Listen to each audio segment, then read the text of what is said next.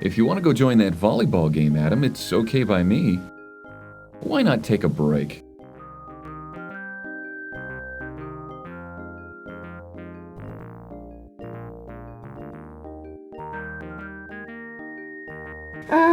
I don't think so. I don't really know any of those kids. It's always that way when you move.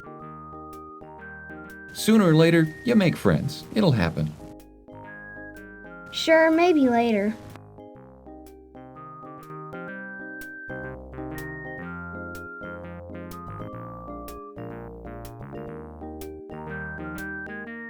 Okay, lab rat. If you're going to stay inside, come give me a hand with this.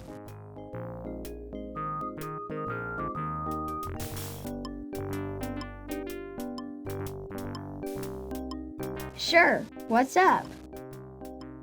I found another bird this morning. These oil spills, they make me so mad I can't see straight. Anyhow, let's see what we can do about it. Take a closer look, then get a rag ready. The seagull is covered with oil and shivering miserably. This is a bottle of mild detergent. A clean cotton rag has been placed next to the box. Adam takes the bottle of detergent. Adam takes the clean rag.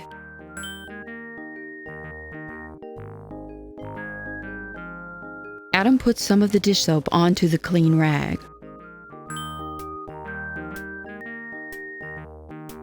Great. Hold on a sec.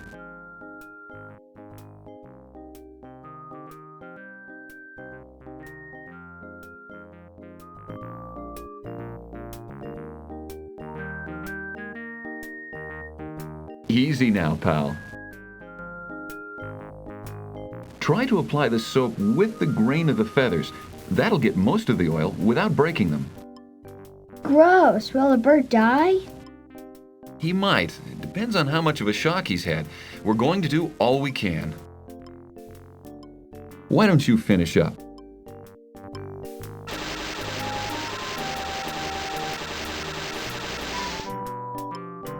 Should I take him outside and let him go?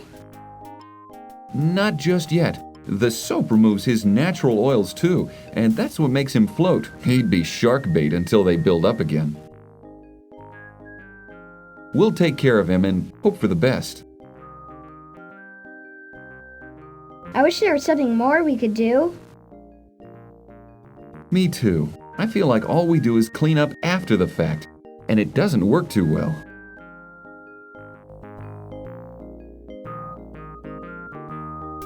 Even this fertilizer solution I'm working on for cleaning up the surface depends on too many factors, such as water temperature, current, stuff like that. I think this mix is better. It might even work on the coral a little bit. Try it out if you want. Blast! I'm late again. All these meetings are getting to me. So, do you want to go outside or stay here and maybe work with the dolphin? He's not recovering well from being entangled in that drift net. He could use some encouragement. Wow, could I work with a dolphin? Yeah, go ahead. Just look at my instructions on the blackboard in the treatment room first, though. We have to make sure we're all doing the same thing with him. Gotta run. Committees.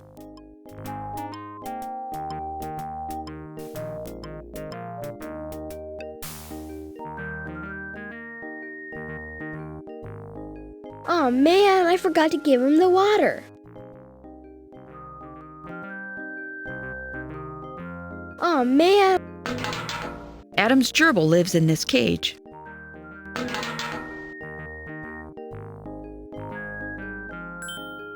Adam can't.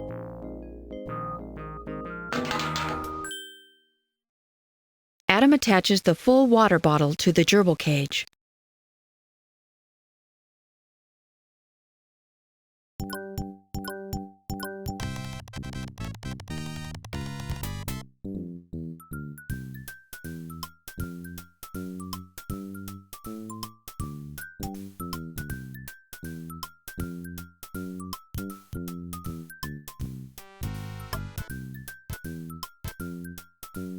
I guess that hits the spot, huh?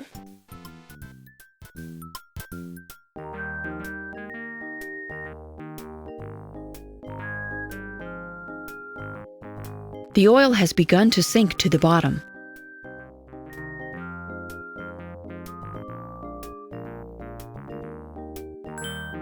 Adam carefully pours some of the solution into the tank. Bacteria from the fertilizer solution breaks down the oil into harmless chemicals.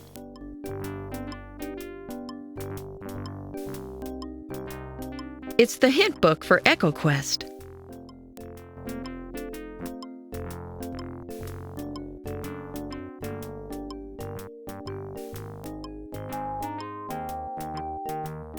The mail has arrived. The letter is addressed to Adam with many forwarding addresses. This is a reusable bag Adam uses when he goes diving to collect garbage. Adam picks up the garbage bag. He plans to use it to pick up trash when he goes diving later.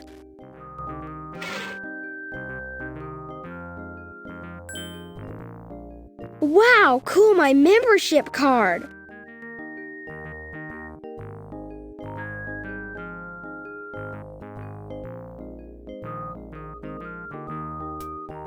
Adam picks up the torn envelope.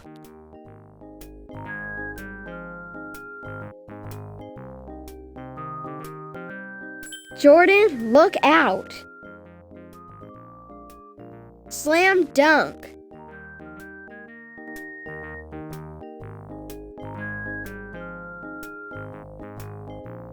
An empty soda can sits on the desk. Adam picks up the empty soda can.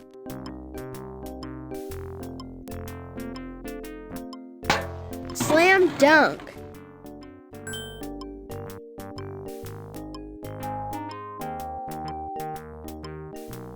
"55 Fun Ways a Kid Can Make a World of Difference" by Michael O'Brien. Neato, they put it in the EcoQuest box. The Stoon Environmental Action Guide, Earthworks Group. The Book of Whales by Richard Ellis. Vegetarian Macrobiotic Cooking. Aw, Dad, no way. The Rainforest Book by Scott Lewis. 55.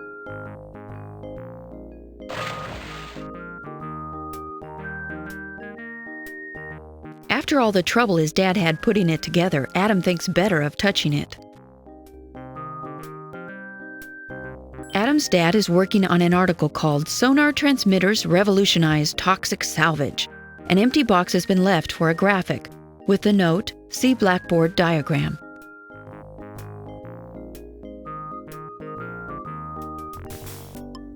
I'd love to play King's Quest V for a while, but I've got other things to do.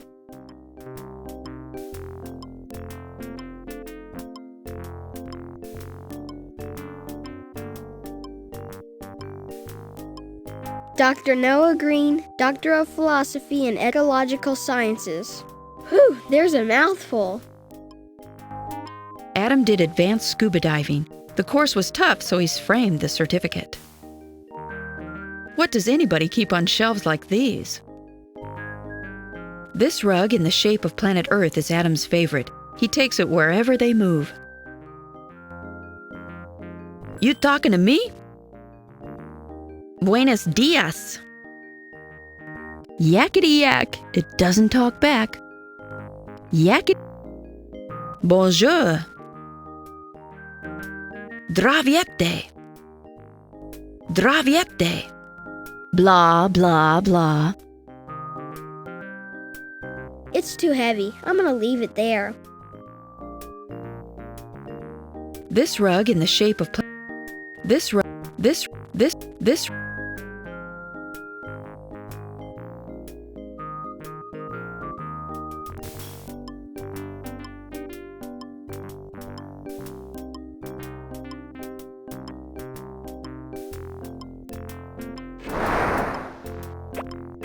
There is no reply.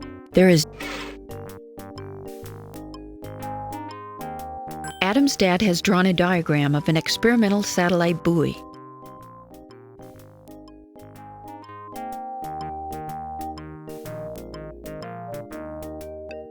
Adam's dad has drawn a diagram of Adam's dad.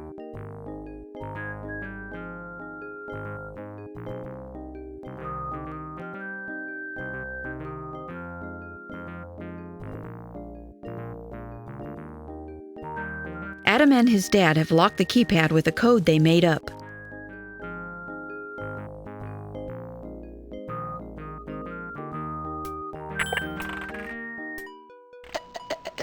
The dolphin brought in by the fisherman is swimming in slow circles. The vet says that it has capture stress syndrome.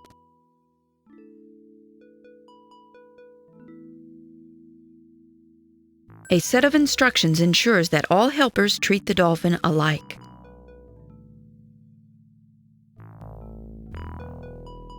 Speedboats rest against the back wall. They are equipped with cages to protect any creatures who might swim too near. The propeller is covered with a metal cage. That way an animal who swims too close won't get cut by the blade.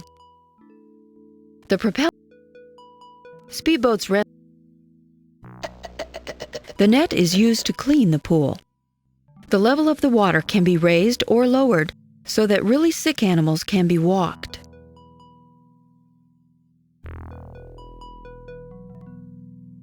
The dolphin appears depressed and lonely. Hi! Hey, you're swimming better than yesterday.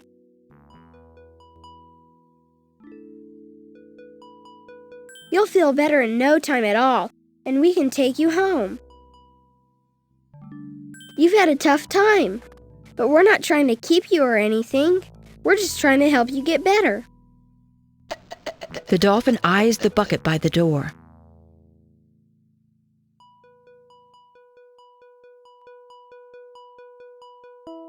Phew, fresh mackerel. Good thing the dolphin likes it. Adam picks up a mackerel.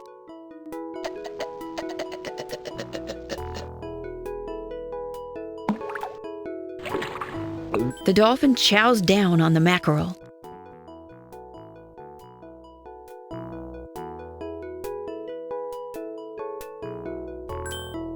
Adam picks up a mackerel.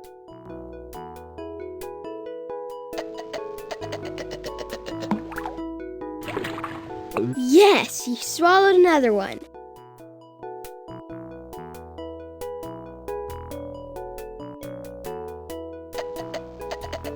The dolphin looks like he's ready for company.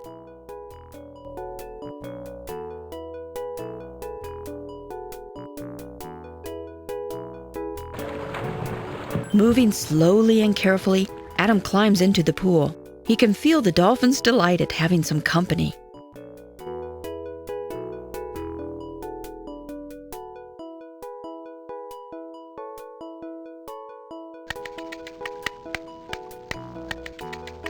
The weird clicking sound means the dolphin is memorizing Adam by bouncing sound waves off him. It's called a sonar click. That was fun! Do it again! Hey, where are you going?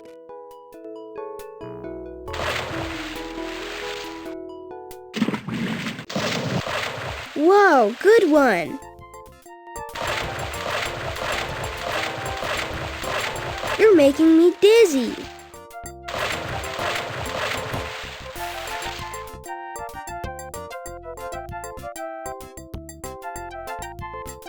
Catch me if you can, ha!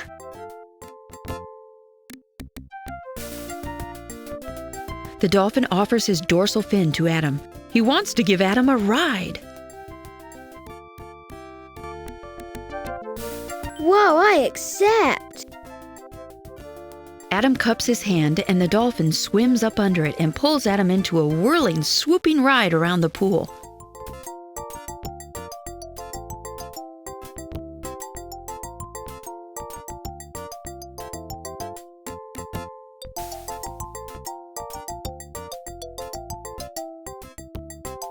Hey, thanks, that was the greatest! The dolphin looks really frisky now that he's pulled Adam around. He wants to play some more.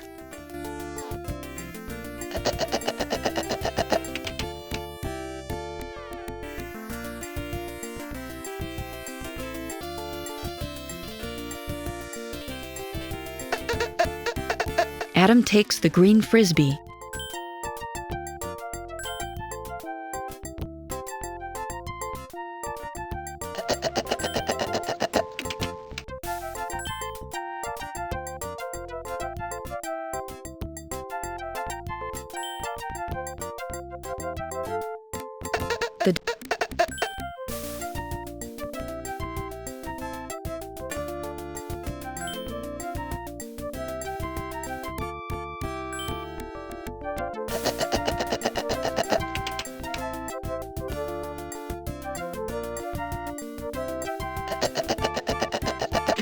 I got it!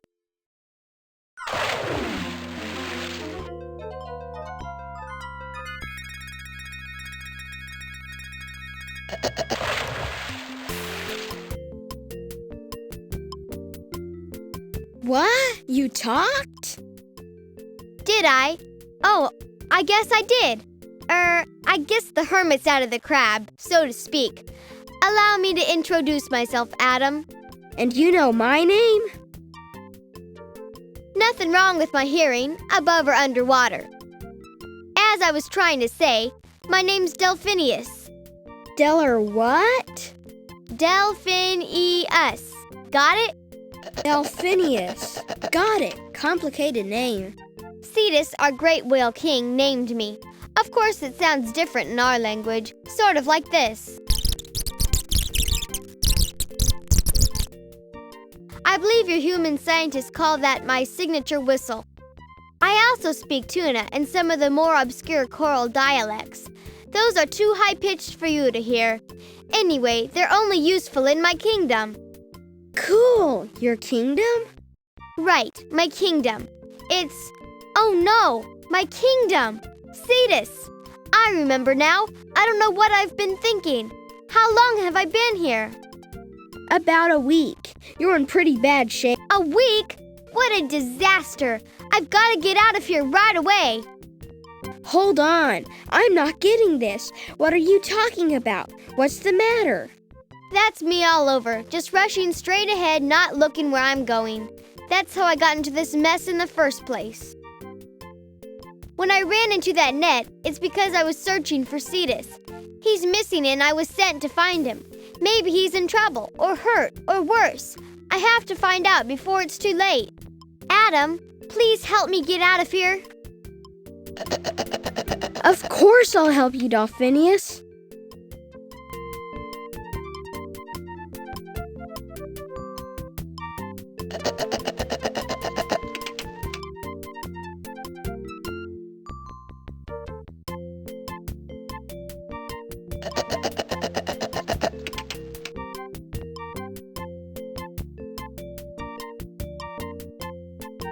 The lever opens and closes the hatch. It is currently in the closed position.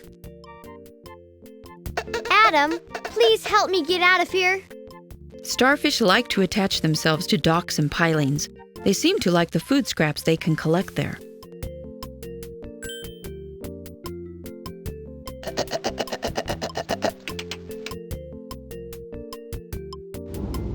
There, I've opened the hatch.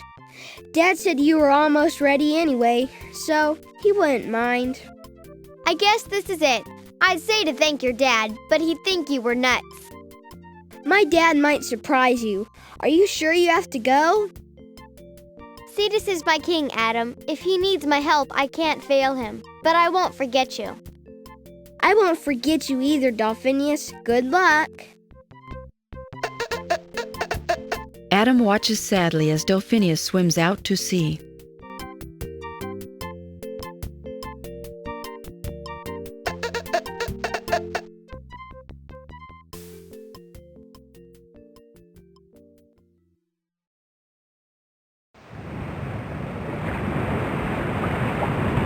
A familiar figure appears on the horizon.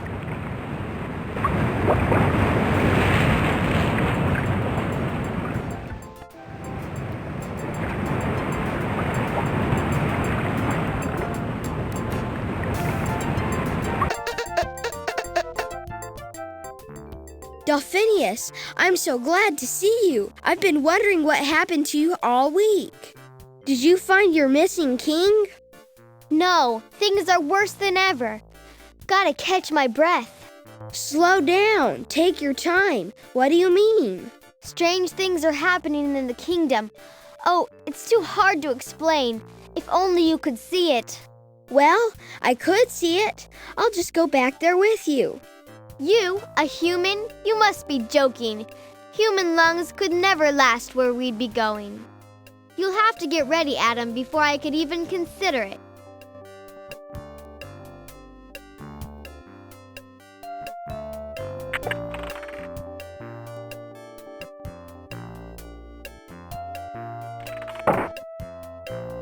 This cabinet is used to store gear.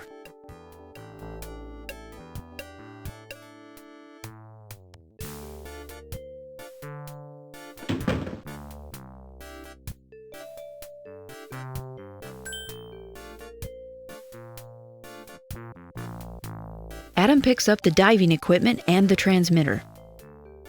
Okay, now I'm ready. I've got everything.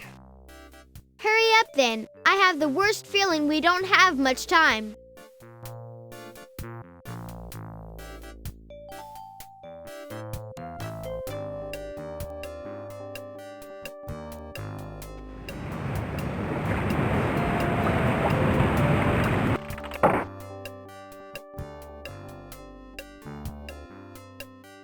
Adam empties his pockets.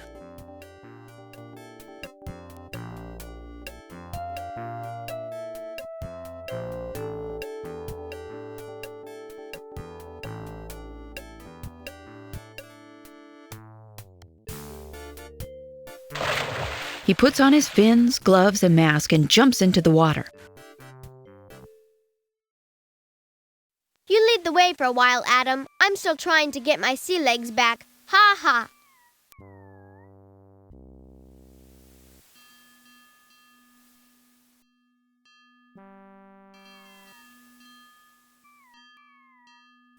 A cruise ship floats peacefully in the distance. From here you can't see the tourists, but everything about the ship appears neat and clean.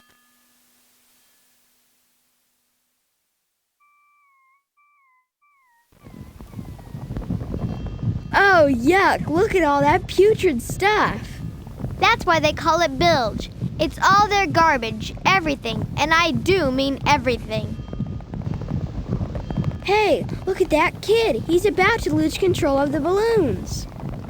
Hey, kid, look out. The wind's too strong. He's gonna let go.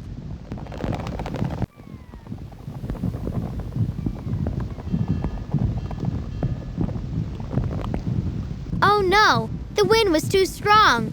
Those babies were filled with helium too. They can drift hundreds of miles till they sink.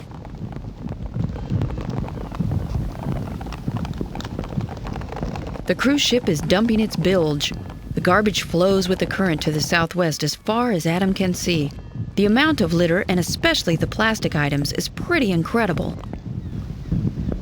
The cruise ship. Some recyclable items peek out from the sodden mass of trash. The glass jar looks like it's in good shape.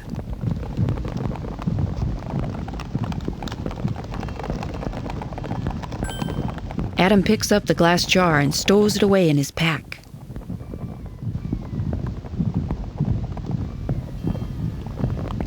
Adam puts an item in his garbage bag. The water is a bit clearer.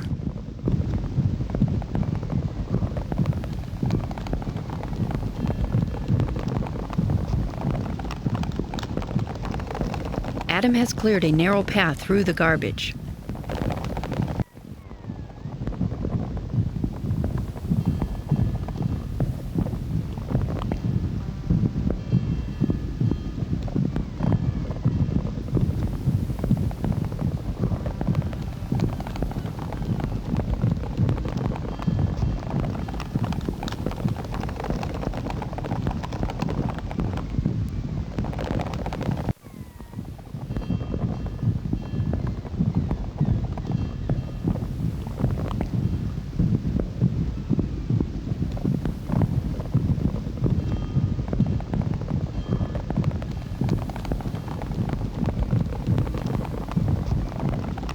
Adam can't get to that piece yet. There's still too much stuff in the way.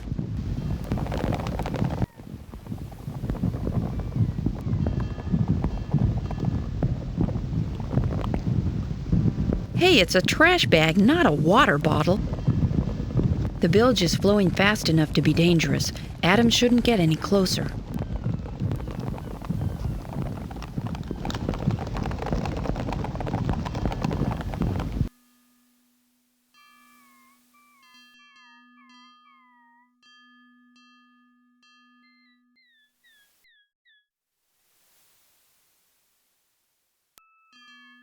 A deserted island lies in the distance. Time to dive, Adam. We're close to the boundaries of my kingdom, Ilaria. Do you still want to go on? Oh yes, Dolphinius. Do you think your friends will let me help?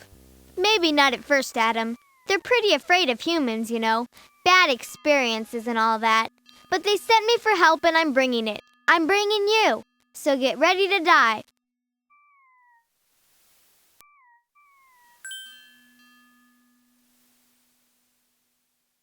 Adam checks the pressure in his tanks, wets his mask, and clears his regulator.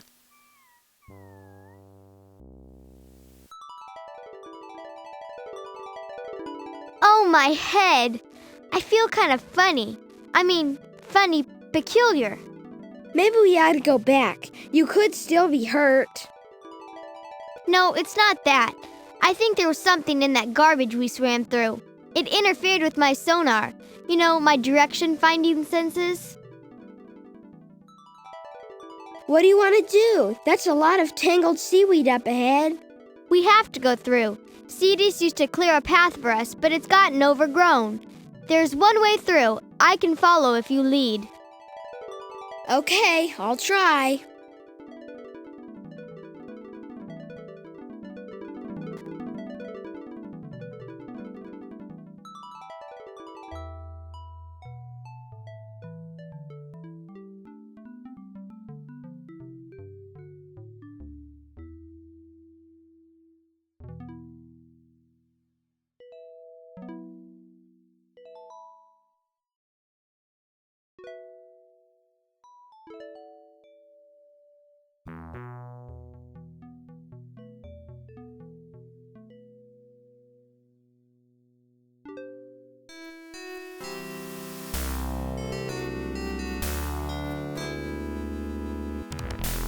Wow. She is beautiful, isn't she? Her name is Ilaria, my home.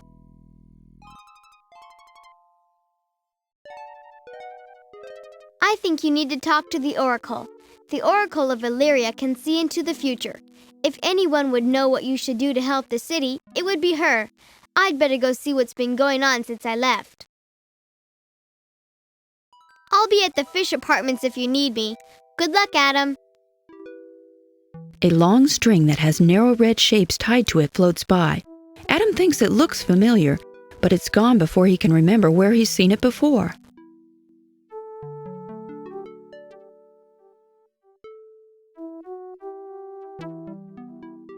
There's a sturdy steel cage lying on the ocean floor. It looks like it might have once been a bicycle basket. An old shopping cart lies rusting in the courtyard. Adam's heard of shopping carts being stolen from grocery store parking lots, but this is ridiculous. Holy HD TV! Some litterbug dumped a boob tube in the ocean. That cute cuddly teddy is about to disintegrate in the salt water. Adam wonders who would throw their teddy bear into the sea. That boombox has boomed its last boom. Since the ancient Greeks didn't have modern plumbing, Adam guesses that the pipe is merely a result of more human littering. A really old tricycle, half disintegrated, lies childless and discarded in the courtyard.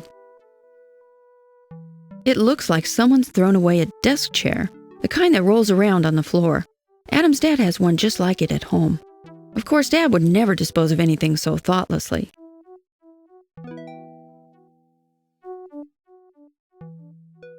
Adam picks up the steel cage, thinking that it might come in handy.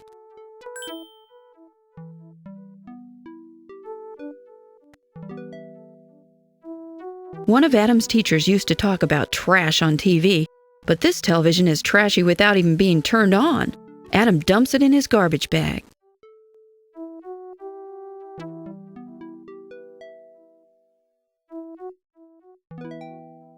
Fortunately for Adam, the shopping cart is collapsible. Adam stuffs it easily into his garbage bag.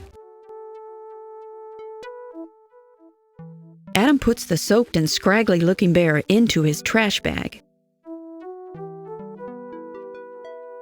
Adam transmits the radio into his garbage bag.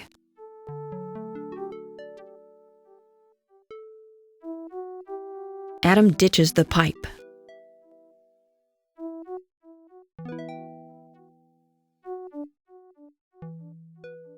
Adam wheels the desk chair into the twilight zone of his garbage bag.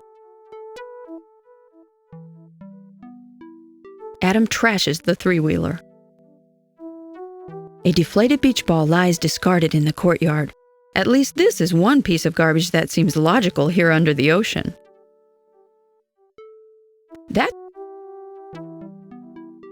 The sad little beach ball, flat as yesterday's newspaper, sinks slowly into Adam's trash bag. With a feeling of satisfaction, Adam picks up the last piece of garbage in the alluring courtyard. Now that looks better.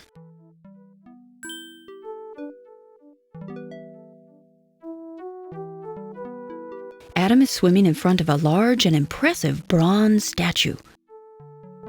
The huge figure must be Poseidon, Greek god of the sea. His bronze eyes seem to look right through Adam. Poseidon is holding a bronze trident in his fist. The bronze servant figure is forever honoring the god of the sea. The servant's right hand is oddly cupped near his mouth, as though he was once holding something, but now it's missing. The bronze trident looks regal and sharp. Adam pulls and pulls at the bronze trident, but Poseidon has it firmly in his grasp and is not ready to let go of it.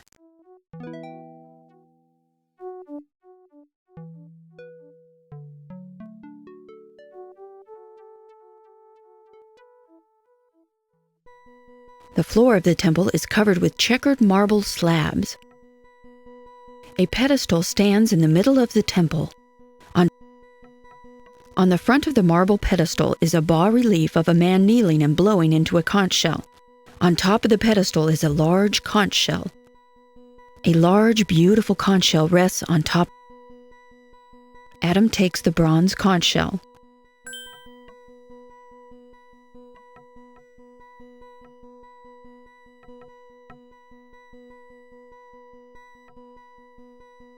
An odd carving of 3 large eyes dominates the center of the back wall of the temple. Adam pushes one of the eyes. The eye retracts into the wall, but nothing happens.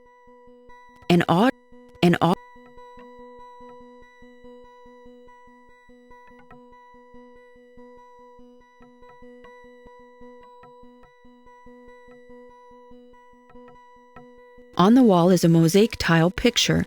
It looks like the seawater has caused the cement around the tiles to weaken, and now the picture is scrambled.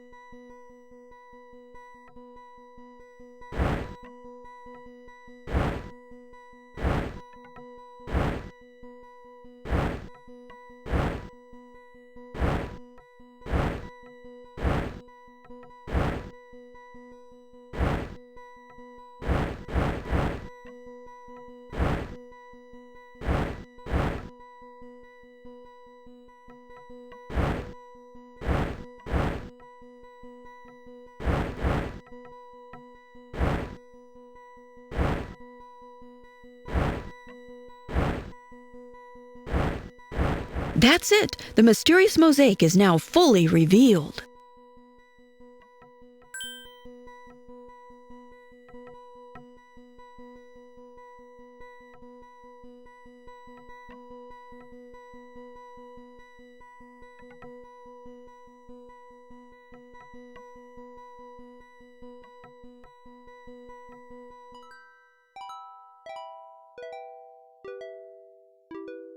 Adam is swimming in front of a large and impressive.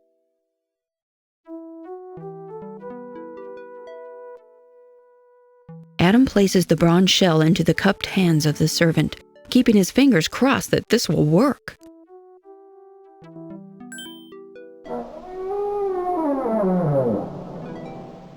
The bronze servant comes to life and puffs out his cheeks for a mighty blow.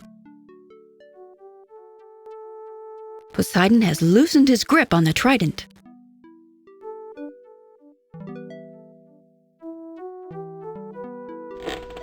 Adam pulls on the bronze trident, and it slides easily from Poseidon's fist.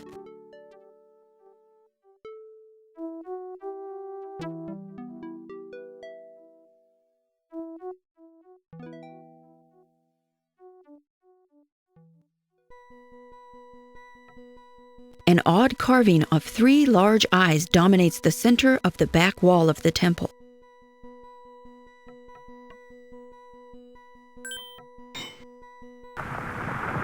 The trident pushes in the 3 eyes, and the wall trembles. A panel slowly opens.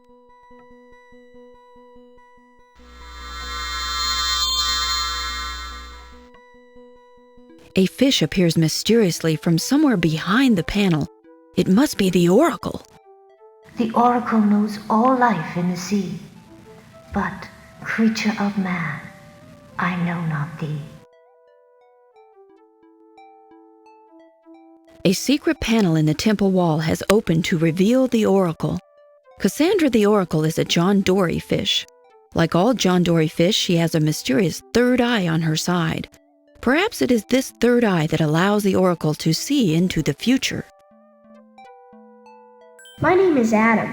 I came here with Delphinius to help save the kingdom. What can I do to help? A prophecy from ancient year spoke of days of death and fear. A human boy, kind and brave, would the kingdom of Luria save. 3 riddles will your soul reveal.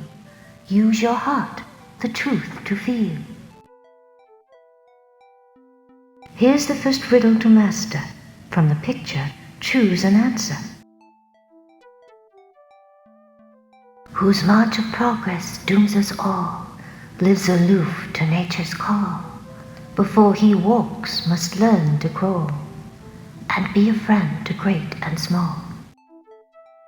There's a symbol of a man in the mosaic picture. Whose march of progress. Adam is swimming in the temple. Whose Is the answer man? The riddle you have answered true. A vision will I grant to you. Once there was a great whale king, whose tail kept off all poisonous things. Like under glass, we live so free from all with which man kills the seas. Here's the second you must master. From the picture, choose an answer. What glides like a bird but does not fly, lives and plays neath an emerald sky, feels the hook's pain but cannot cry, has no voice to question why. Is the answer fish? The riddle you have answered true. A vision will I grant to you. And so an innocent must fall, and become the stalker of us all. Mutated by a glowing breeze, man makes a murderer of the seas. Here's the third and last to master. From the picture, choose an answer. What reaches out to those in need, hears the call of those who plead, never blindly takes in greed, is a friend in word and deed. Is the answer love? The riddle you have answered true. A vision will I grant to you. A mighty king was led astray, tricked and lured into harm's way. With all his strength he cannot free himself from man's machinery. Our destiny now lies with he, foretold within the prophecy. The prophecy says a child of man might help save Illyria. Could that be me? Your answers show that you can see the carelessness that haunts the seas. But the citizens must give their trust to you alone. Win them you must. This sign of trust bring back to me, and you shall have the prophecy.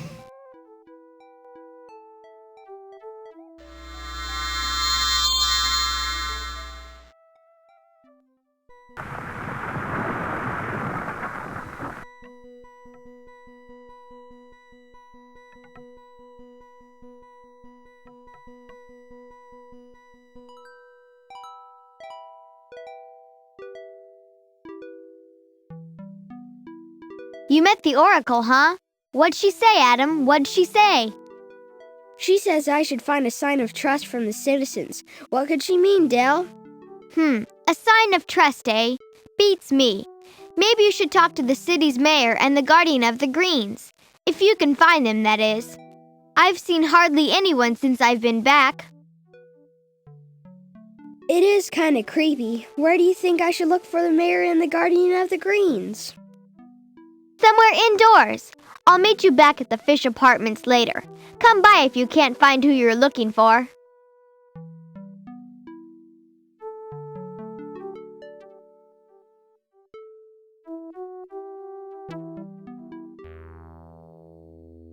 Halt! Who dares enter the chambers of the great senator? The booming voice seems to come from nowhere. An elaborate gold mask has been placed over the seated senator's face. 6 beautiful columns line the council chambers. One of the column sections is engraved with a picture of a young human boy.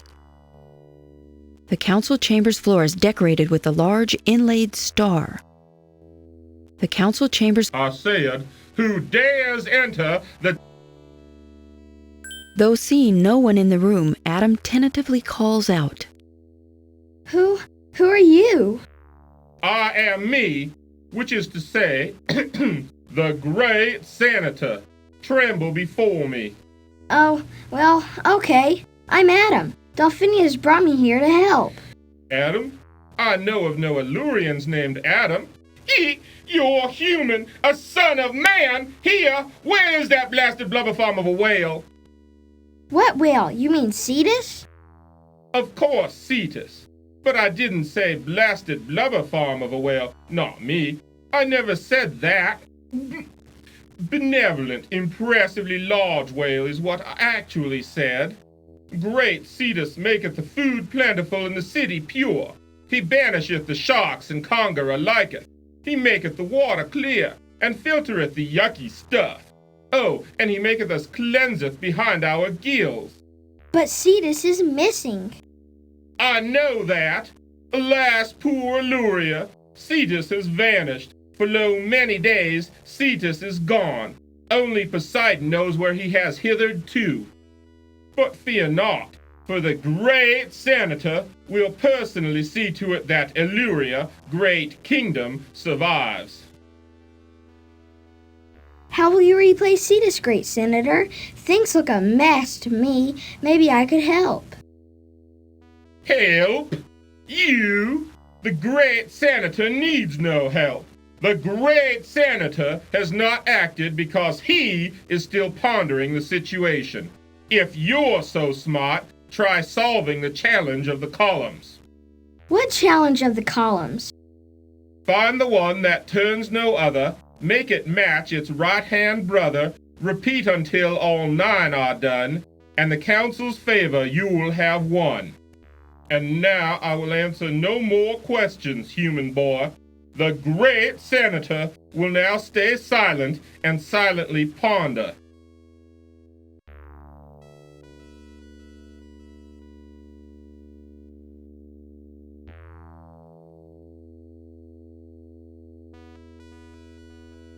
Whoa, the column pieces move. Now I wonder what order I should put them in.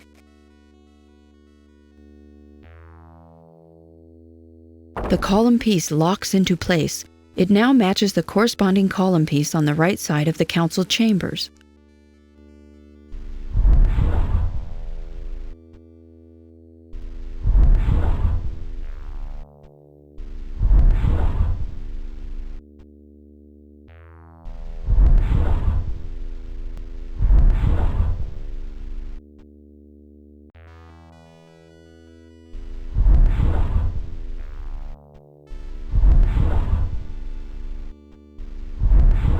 That piece. The column's top and base do not. The column piece locks into place. The column piece locks into place.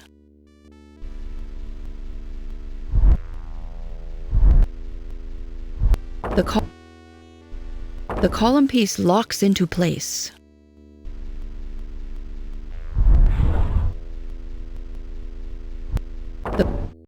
That piece is all. That piece. The column piece locks into place. The last column piece shifts into place. Adam feels the water tremble. The room shakes as the building settles down on the columns. The gold mask is knocked from the wall.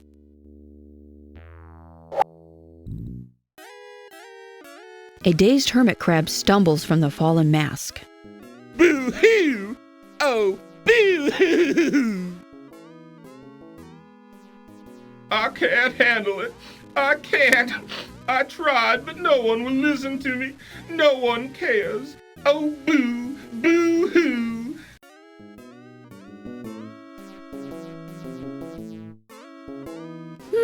It's a little hermit crab. He must have been inside the mask when it fell. He appears quite upset. Boo-hoo! Who are you? I'm the great I'm a nobody. Boo-hoo! I'm a failure. Boo-hoo-dee-hoo! Well, why are you hiding in the mask? My name is Superfluous. I've always been the mayor, but I never actually had to do anything. Cetus took care of it all, you see. Now he's gone, and I ought to do something, but I don't know what. Well, gosh, you need to call a meeting or something. Get everyone to help.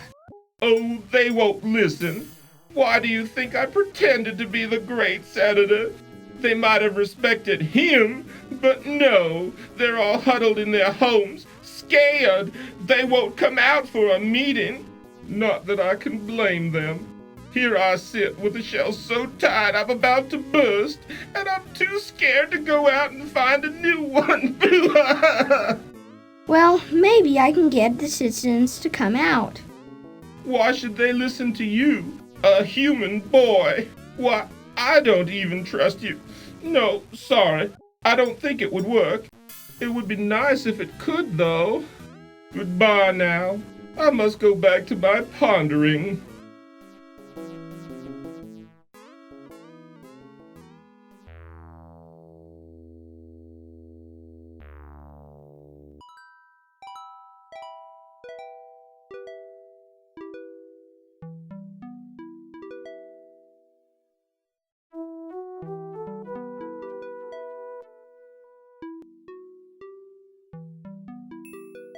A large statue of a whale made entirely from coral takes a place of honor in the middle of the garden. The coral is coated with oil and is clearly dying. This kind of damage is the result of oil spills and ship bilge dumping. The lighter part of the oil evaporates and what's left sinks, ending up as a thick tar that coats the ocean floor. An old tire has sunk to the bottom of the sea. Why a land vehicle's tire is in the ocean, Adam will never know. There's a broken, empty pot littering the royal gardens. Some lady must be looking really hard for her purse, 'cause there's one just lying there. A beat-up, bent-up bicycle wheel lies alone on the garden's floor. That spray bottle is clearly of no use under the sea. There's an old fishing line on the ground. It looks like what the one that got away with. There's an old brown shoe on the ground. It looks like the nerd variety of polyester plastic shoe. An old vegetable can has been ditched. Broccoli. An entire six-pack of soda has found its way to the bottom of the sea. Too bad fish don't like carbonated drinks. The cobblestones were once a walkway through the ancient Greek garden. A green moss grows between the cobblestones. In the distance, more deserted ruins of this once great city lie disintegrating in the sea water.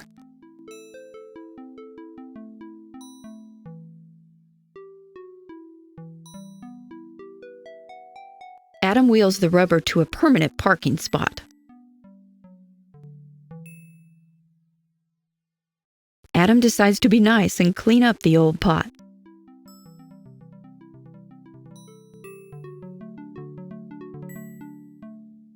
Adam snatches the purse and bags it.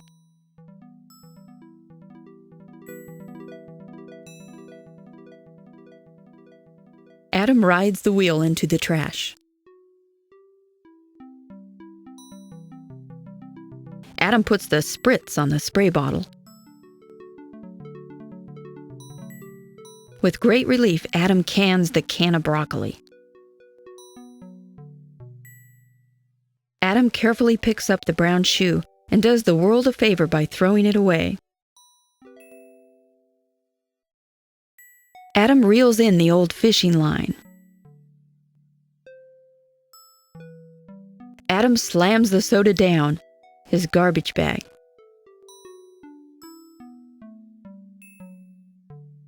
A small sheet of metal lies on the garden grass. Adam slowly slips the sheet into the sack. Good job!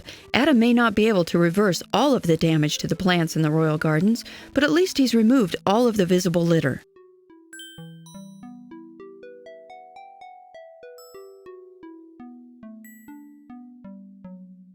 Adam's carrying a flask of his father's experimental fertilizer solution. The solution helps create bacteria that eat oil. Unfortunately, it still has a long way to go before it can be used to really impact large spills.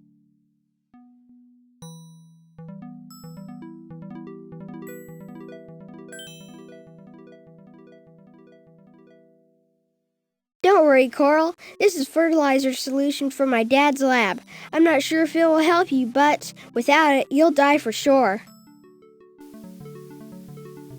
Adam carefully pours the fertilizer solution over the whale-shaped coral. He puts the empty flask into his garbage bag.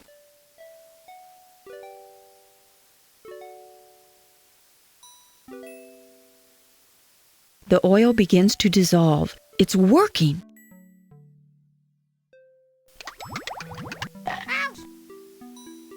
What are you doing to my coral, child? A little lobster stands in front of the whale, and she doesn't look happy. I just put some solution on the coral that will create bacteria to eat up the oil. I only meant to help. I felt so sorry for the poor coral. A human? Feeling sympathy for the creatures of the sea? Why, you're right. The oil is dissolving. What is your name then, Magic One? My name is Adam, but it's not magic, just science. Who are you? I am the guardian of the greens, but you can call me Demeter. It is my job to tend the royal gardens and ensure that the city has plenty of plants to eat. But as you can see, my garden is all but dead. What will you do when the plants are gone? We will be forced to leave Luria, or die here. I'm not sure which is a worse fate. If only Cetus were here. The coral miss him so. You know they shaped themselves like this in homage to him. If only I knew Cetus was somewhere safe, I could be content with this lot. Well, I came here with Dolphinius. We're going to try to help save the city and maybe find Cetus. You would do that, human child? Perhaps that's just what we need. Someone who knows the mysteries of man and the poisons he puts in the sea. Here, take this with you. What is this? It is the last of my healing potion. It has a great power to heal. I used to make it from over 30 rare sea plants, but most of them are extinct now, killed off by poisons. There'll be no more potion. The potion does not work on my poor garden. Perhaps you will find a good use for it on your quest to save the city. Thank you for this gift, Demeter. Use it wisely, human child, and may Poseidon watch over you.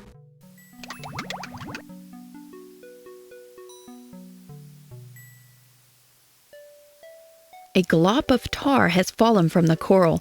Something white is sticking out of the tar.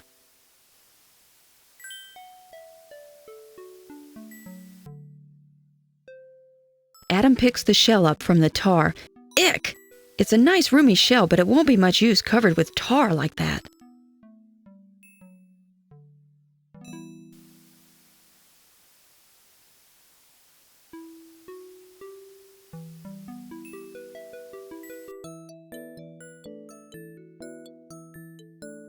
Woo! Things have gotten even worse since the last time I was here. I'm trying to help out in the fish apartments now, but I'm afraid I'm not much good at this sort of thing. Have you found the mayor or the guardian of the greens yet? Yep, I found both the mayor and the guardian of the greens. Good for you. What did the mayor say? Not much. I'm afraid he doesn't trust me because I'm a human boy. That's understandable, I guess, but not very fair. Maybe there's some way you can prove to the mayor that you're a good human. How? Does he have a problem? Maybe you can find something he really needs. Delphinius seems worried about the city, but he hasn't lost his sense of humor. I heard he was having a bit of a problem finding a new shell.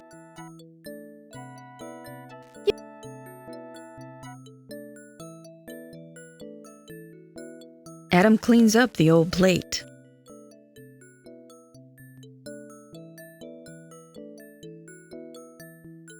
A Los Angeles Dodgers baseball cap lies on the ocean floor, discarded by some disgruntled fan.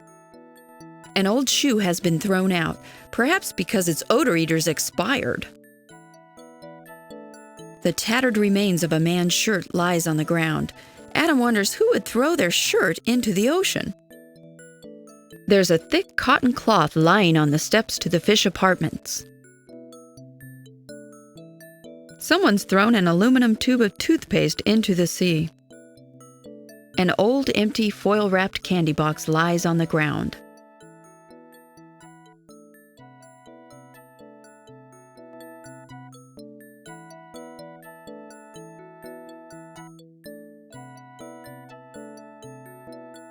Adam picks up the cotton cloth and carries it with him. Adam uses the rag to clean the oil and tar off the shell. He gets all the oil off the shell, but boy, that rag sure is oily now.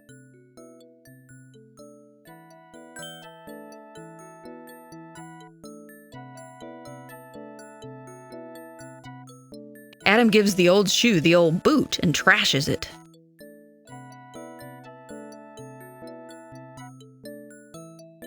Adam stuffs the Dodgers baseball cap into his garbage bag. Good thing he's a Giants fan. Adam disposes of the yucky old shirt. Adam squeezes the aluminum toothpaste tube into his garbage bag. Daydreaming of chocolates, Adam throws away the empty candy box. So that's where socks go when they disappear in the laundry. An old toaster litters the area. Some people will throw anything away.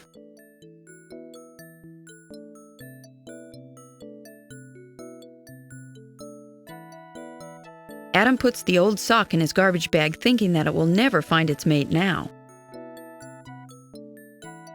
Adam burns the toaster. All right! Adam makes a clean sweep of the garbage around the fish apartments.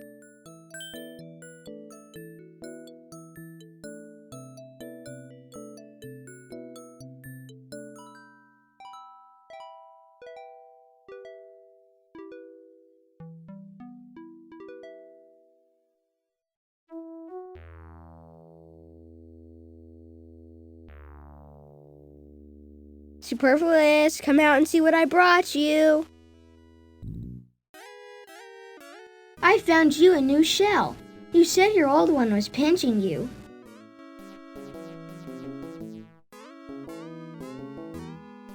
Oh, a nice clean shell. Thank you, it's ever so roomy. But why would a human boy do such a thing? I told you, I want to help Illyria.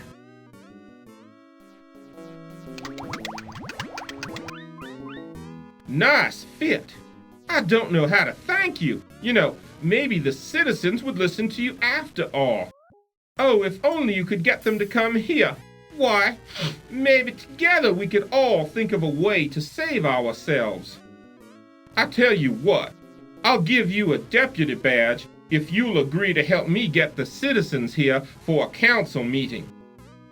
I'll do my best, Mr. Mayor.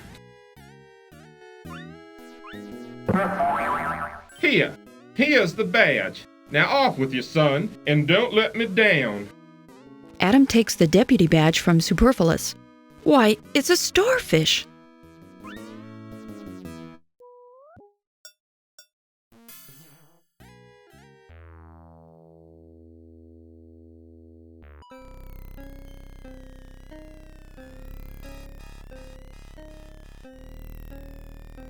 Two Illyrians swim into the courtyard, only to panic and run off.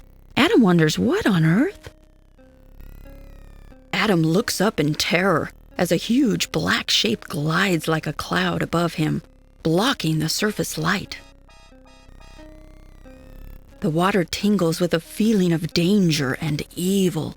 Adam is frozen in place with fear, unable to move a flipper.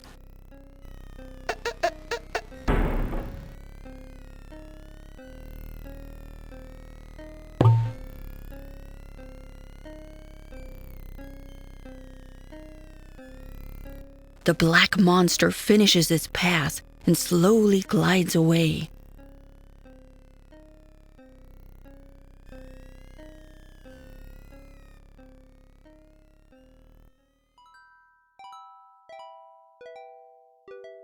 Adam, are you okay? Did I hurt you? Are you kidding? You saved my life. What was that thing? We call him Flesh Eater. He's the biggest, meanest manta anyone's ever seen. Most mantas are gentle, but this one's a real bone grinder. He started coming around just before Cetus vanished. He likes to come by and pick up Illyrians to eat. We seem to be his favorite food. That's awful. No wonder the citizens are hiding. The mayor asked me to see if I can get him to the council chambers. But why would they come out for me? The pollution is more of a danger to some Illyrians than Flesh Eater. Why don't you go visit the citizens in the fish apartments? If you can help them with their problems, they'd trust you then. I'll head on over to the council chambers and be the first one there. Good luck, Adam.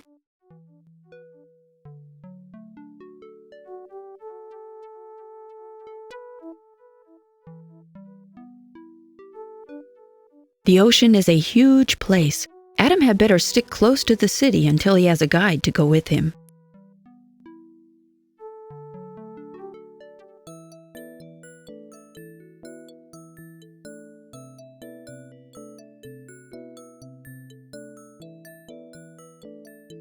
Hey, what you doing there, stranger? I'd like to go inside and visit the fish. Nope, no can do. I'm gregarious and I'm supposed to keep strangers out. That's my job. And I don't know you from Adam. But I am Adam. Sorry. No can do. You'll need a pass to get in. Yep, a pass. Where can I get that? You got me. I'm just the watchman. Gregarious the manatee is a mammal. Manatees swim in warm water and breathe air at the ocean's surface. Gregarious is the watchman for the fish apartments. The manatee looks a little odd. He's turned bright blue and is covered with bandages. That apartment's porch light is on. That must mean that somebody's home. Steps lead up to the fish apartments. Adam wonders what kind of building this was before Illyria sank.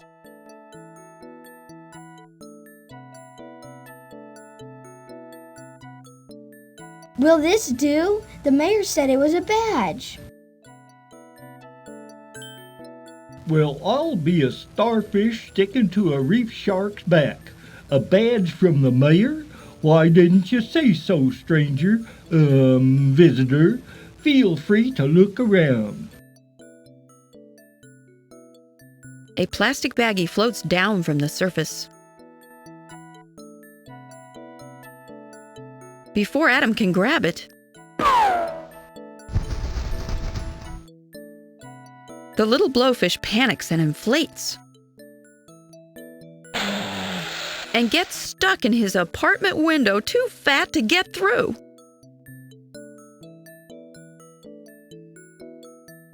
The little blowfish is stuck in his own window, too fat to get through and too scared to deflate. Oomph!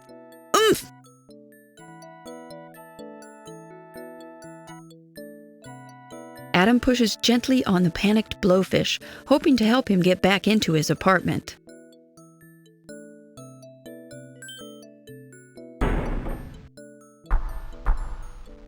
Adam's landed in the little blowfish's apartment and landed hard.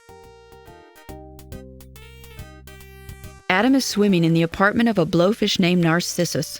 From the looks of the place, Narcissus is a painter. Finished canvases and paint supplies litter Narcissus's apartment. The little blowfish is too upset to be calmed down by a stranger like Adam. Talking won't help.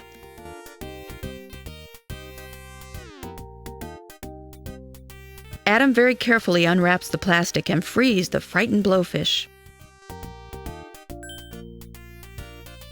Are you okay? But of course! Narcissus cannot be distressed by mere mortal danger. Mais no. I did not even see the jellyfish that attacked me until I ate it. It wasn't a jellyfish, it was a plastic baggie. A human product, I'm afraid. A baggie? Plastic? How can I avoid what I cannot see? But who are you? And why are you so ugly, if you pardon my French? I'm Adam, and I'm a human boy. Haven't you ever seen a human before?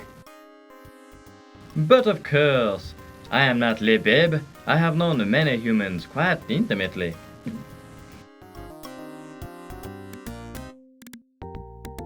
You're an artist, right? Is this your painting? My latest masterpiece. The negative space gives it a certain je ne sais quoi to this amusing little waterscape. Don't you agree?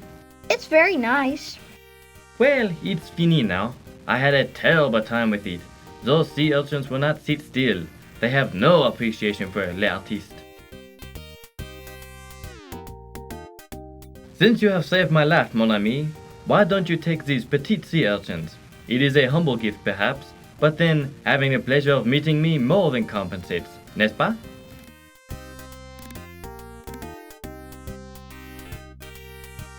Thanks, Narcissus. Oh, and now that you're okay, the mayor would like to see you in the council's chambers for a meeting. The mayor? But of course he wants me there. Say no more, boy. I go now. Bonne chance, mon ami.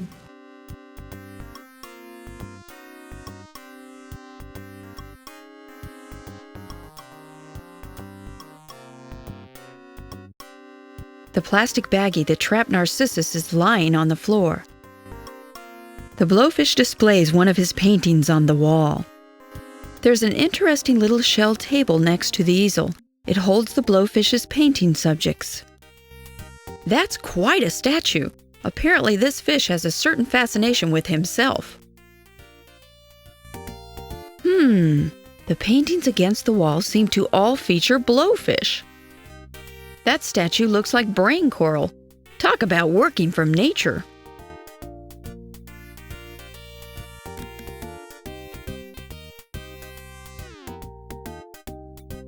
Adam picks up the plastic baggie and puts it in his garbage bag so that it won't be able to trap any other sea creatures.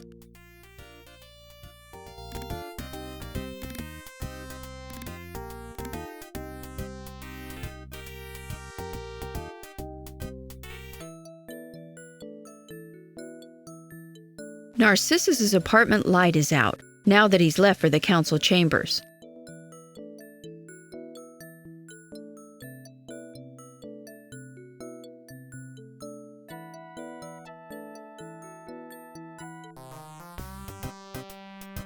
Whoa, I'm Adam. I came to tell you about a meeting the mayor's called in the council chambers. I'm Epidermis. I'd love to, surf on over there, but I got my own problems, man. Sorry. Adam is swimming in the apartment of a little teenaged angelfish named Epidermis. Epidermis's apartment contains some cool posters, a shell collection, and a whole lot of algae-covered plants. The little teenaged angelfish looks thin and hungry and sad. What's wrong? I'm gonna have to, remove myself from Illyria, man. Hit the road, wave a fin, become a memory. Way bummer, man. I'll be, totally lost out there in the big old sea, all by myself. Shark food, that's me. Why do you have to leave? I only eat one kind of plant, and we've been having this major algae problem. Just look at my potted garden. There's not 1 inch of algae-free leaf left in the whole city. Wow, my dad says chemical phosphate pollution in the water causes algae growth, but I never thought about it making fish's food grody. Phosphates, huh? Guess I'll have to, look for some place where there are no phosphates? No sharks or flesh eaters either. Oh.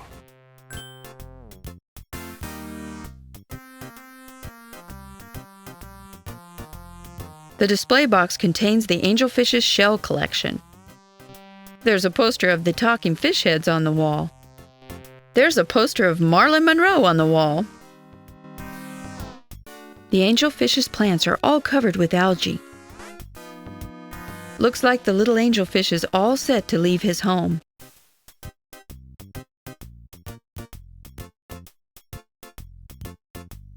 Adam swims over to Epidermis's food plants and puts the sea urchins on the algae-covered leaves. The sea urchins begin to eat the algae. Gosh, they must have been hungry too. Hey, what's the story with the sea urchins, dude? The sea urchins eat algae. They'll clean up your plants, okay?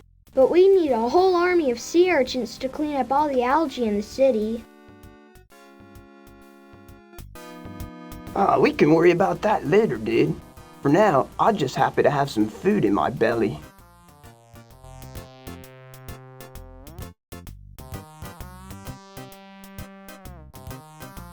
Epidermis happily munches on the algae-free areas the urchins are making. Oh, way better. You think I should, go to the meeting after all? Sure, maybe together you can think of a way to make things better in the city. And I could tell them about the urchins. Cool. I'm way glad I don't have to leave home. At least not right away. Let me give you one of my shells. I'm totally into shells. Maybe you can start your own collection.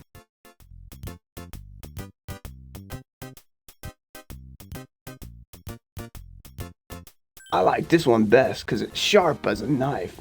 Just don't cut yourself, dude. And now I'm history, man. Hang cool. See you later. Bye, Epidermis, and thanks for the shell.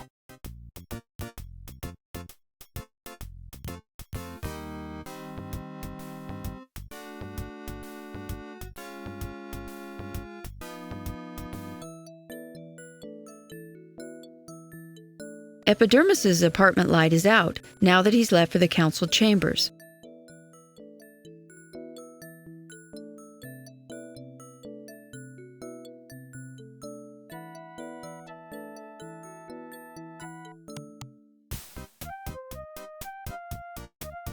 Adam is swimming in an apartment that looks a little like a doctor's office. A medical cabinet and diploma are on one wall. Golf clubs and a sculpture indicate that this fish has more than work on his mind.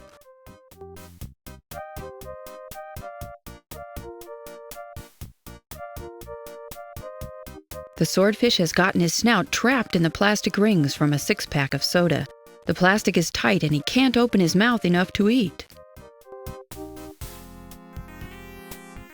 I seem to have a problem, my good man. I guess so. That looks painful. How did you get your nose stuck in those plastic six-pack rings? I was digging for food like I always do. These abominations was under the sand. I'm sorry, but it's too difficult to talk right now. The plastic is wrapped tightly around the swordfish's snout. Adam can't pull it off with his hands.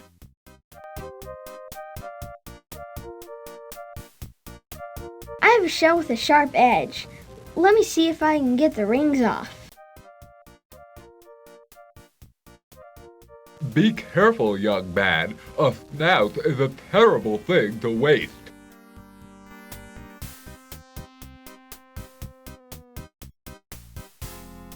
Ah, what blessed relief. I was afraid I was a bit doomed, good fellow, but your speedy and accurate surgical techniques were my salvation. Allow me to introduce myself. I'm Hippocrates, chief surgeon of Illyria. And who might I have the pleasure of addressing? I'm Adam, a friend of Delphinius. Ah, a delightful chap, Delphinius, and in perfect medical condition. Do you need a checkup, lad? I must confess I know distressingly little about human anatomy, but you're simple creatures. It can't be that difficult. I don't need a checkup. I came to tell you about a meeting the mayor's called in the council chambers. A meeting? Good show, that's just the ticket for what ails us. Before I go, let me express my gratitude by giving you these fishbone tweezers. Perhaps they will serve you someday, as you have served me.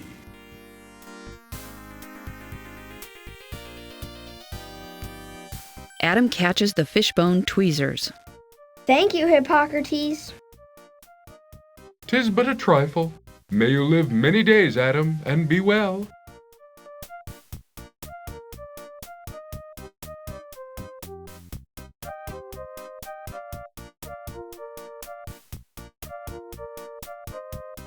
The six-pack rings that were holding Hippocrates' snout closed are now lying on the floor. Cool! It's a carving of a dolphin. The swordfish's snout is obviously good for more than surgery. On the wall is a diploma from William and Moray College. The table holds the swordfish doctor's medical supplies. The professional emblem shield of sturgeons graces the wall. Golf clubs? The swordfish is apparently just like the doctors back home. The bookcase contains Fishbine's medical encyclopedia.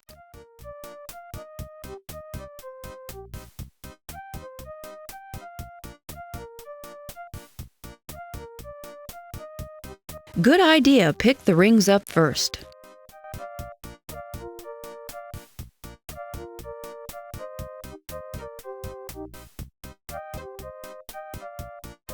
Adam picks up the six-pack rings.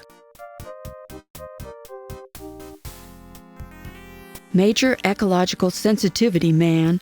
Adam cuts apart the plastic circles of the six-pack rings and puts them in his garbage bag.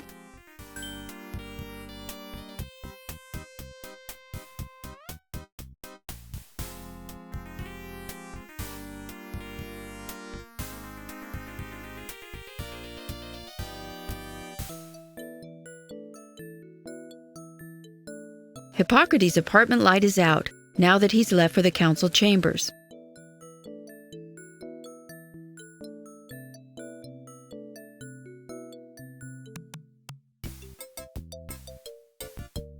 Adam is swimming in the fish apartment of a sea turtle named Erroneous.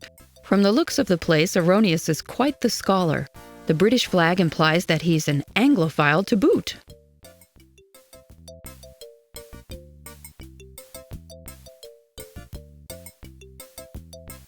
The poor sea turtle appears to have something stuck in his throat. He's having trouble breathing. A long white string hangs from his throat. Now, where has Adam seen string like that before? The sea turtle can't talk to Adam while his throat is blocked. I'm gonna try to get the blockage out of your throat. Steady now. Adam pulls on the string. Boy, it's really in there. Well, that didn't help much. The string came off, but whatever is stuck in the turtle's throat is still in there.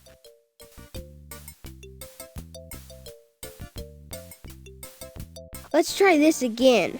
Open wide now. Adam uses the tweezers to reach carefully into the sea turtle's mouth and grasp the end of the object blocking his small throat. I say that was terribly nice of you. I was having the most dreadful time breathing. That was a balloon I pulled out of your throat. Why'd you eat that? I mistook it for a particularly delectable dark comestible. My error, and a nearly fatal one. My throat, you see, is quite miniature. The rubbery texture of that balloon blocked it completely. They sometimes find huge whales who've been killed just by swallowing a little balloon. Ah, yes, my equally small-throated brothers. But I get ahead of myself. I am Erroneous, professor of most of the fish in these parts. It's a pleasure to finally meet a human. I've taken quite a scholastic interest in you, as a species, that is. I noticed the flag. I'm Adam, and I actually find animals more interesting than humans. But maybe that's because I am one. Ah, yes. We're often intrigued with the unknown. The mayor sent me to tell the citizens about a meeting at the council chambers. Well, I shall certainly want to contribute to that ostentatious affair. But first, let me persuade you to assume responsibility for these 4 little human objects I found. They might be troublesome if left floating about.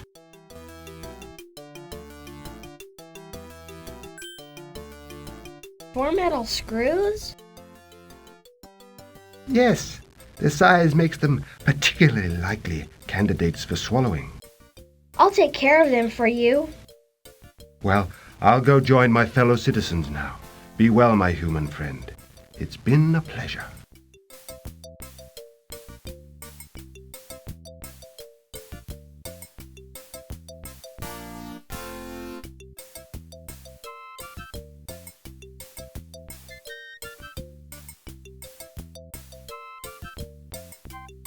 That's the balloon that Erroneous swallowed.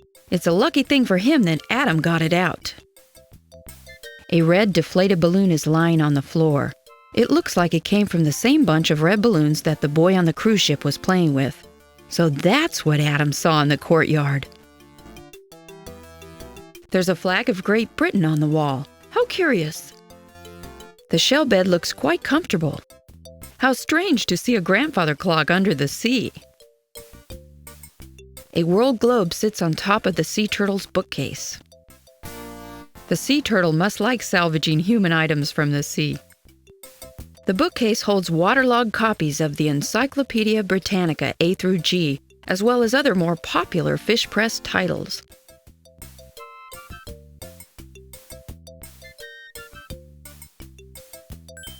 Adam picks up the deflated balloon and puts it into his garbage bag so that another animal doesn't swallow it.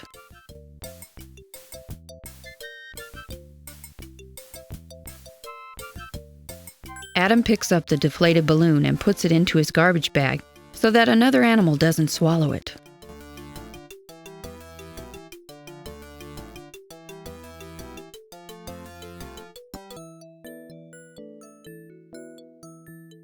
Erroneous's apartment light is out, now that he's left for the council chambers.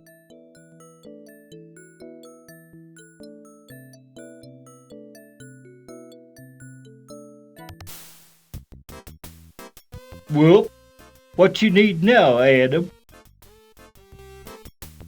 Adam is swimming in Gregarious' apartment. Gregarious is the watchman and handyman for the fish apartments, and his apartment is full of tools and gadgets. The wall rack holds some of Gregarious' handyman tools.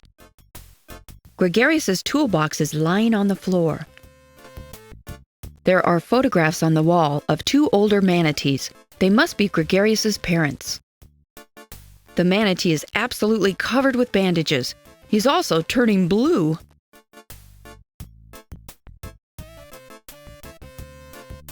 Why are you so blue, Gregarious?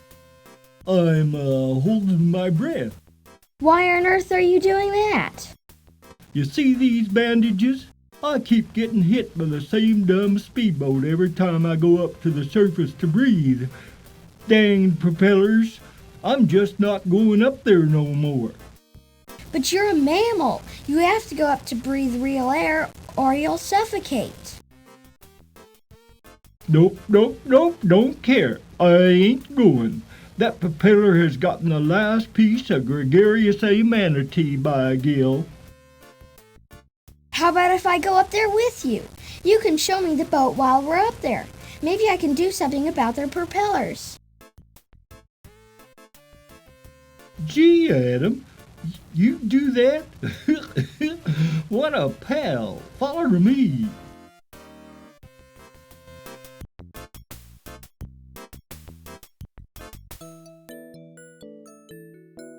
Adam follows Gregarious as he leads the way up out of the city towards the ocean's surface.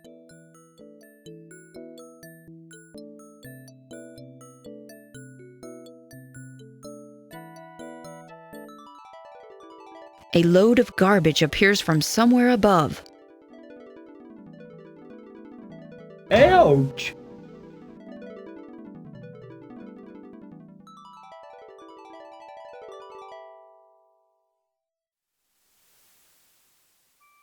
Oh, it sure feels good to breathe. Is this the boat? Yup. Gosh darn propellers anyway. The boat that's terrorized Gregarious is only a little fishing vessel, but the danger its exposed propellers can create for surface-floating mammals is no small matter. The fisherman has a face as tanned and wrinkled as old leather. Though he looks as tough and steady as a rock, he doesn't appear to be particularly unkind or spiteful. The boat has a large motor attached to its stern. Judging from Gregarious' scars, the underwater blades are uncovered and are dangerously sharp. The motor is currently off. Hey, Mr. Fisherman. What? Who said that? I'm down here. Oh, a diver, eh? Why didn't you say so, cockamamie kids? We just swam up through some of your trash. Lots of creatures have to live in the ocean. You shouldn't dump your stuff in here, you know. What's that? Creatures, is it? What do you think I'm fishing for? The ocean's a big place, matey. That little bit of trash ain't gonna hurt them fishies none. But it does. You wouldn't believe all the trash down there. Anyway, that's not what I came to talk to you about. It's about Gregarious. Gregarious?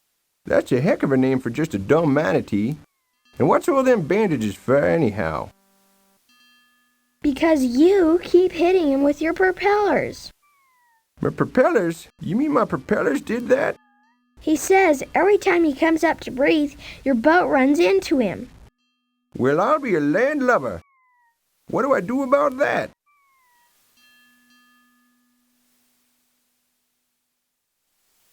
That's the boat right there. Don't know what you can do about it, but it sure does make my life miserable.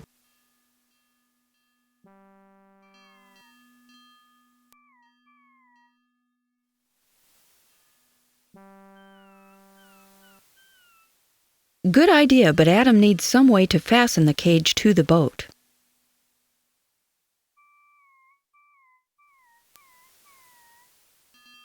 Adam attaches the 4 screws to the steel cage.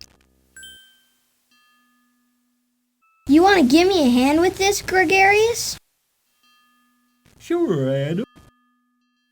Adam and Gregarious swim under the boat to attach the cage to the propellers. With Gregarious's help, Adam fits the steel cage over the propellers and fastens it on with the 4 screws. Oh, I see what you're talking about now. That cage jimmies right over them propellers, don't it? Yep. Now you don't have to worry about the manatees. Thanks, son. You're not too bad for a kid. Thanks for making my boat safe. Guess I'll think about what you said about the garbage dumping. Thanks. Bye now.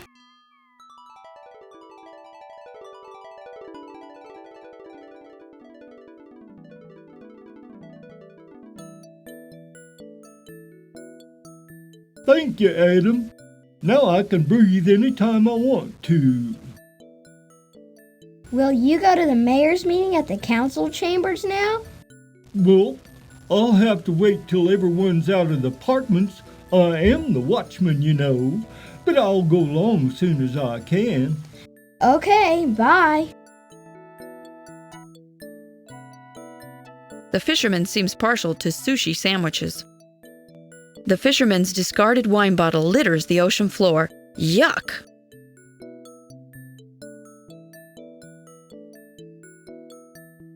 A water pump, old but still working, lies on the ocean floor. It must have fallen from the fisherman's boat. Perhaps he got a newer model.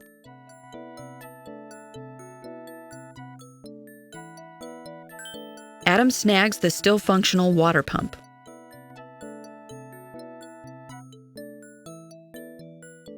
Adam just says no and trashes the wine bottle. Adam gives the sushi a decent burial. All right! Adam makes a clean sweep of the garbage around the fish apartments.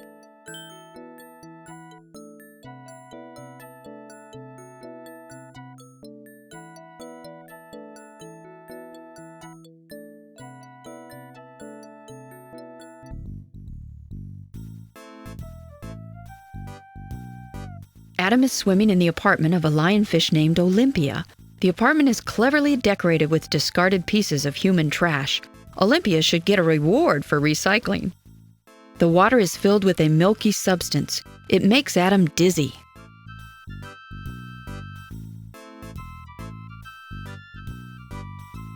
A beautiful lionfish floats stunned and unconscious in the water. The lionfish has a painting on one wall. Perhaps she scavenged it from human trash, or perhaps it was painted by an artist friend.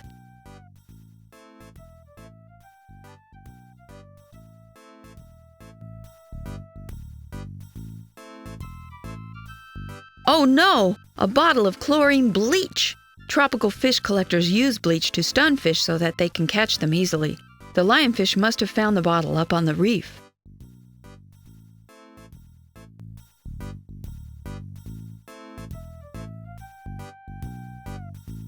Adam picks up the bleach bottle and stores it away in his garbage bag. That stops new bleach from leaking into the water, but the apartment is still full of this stuff.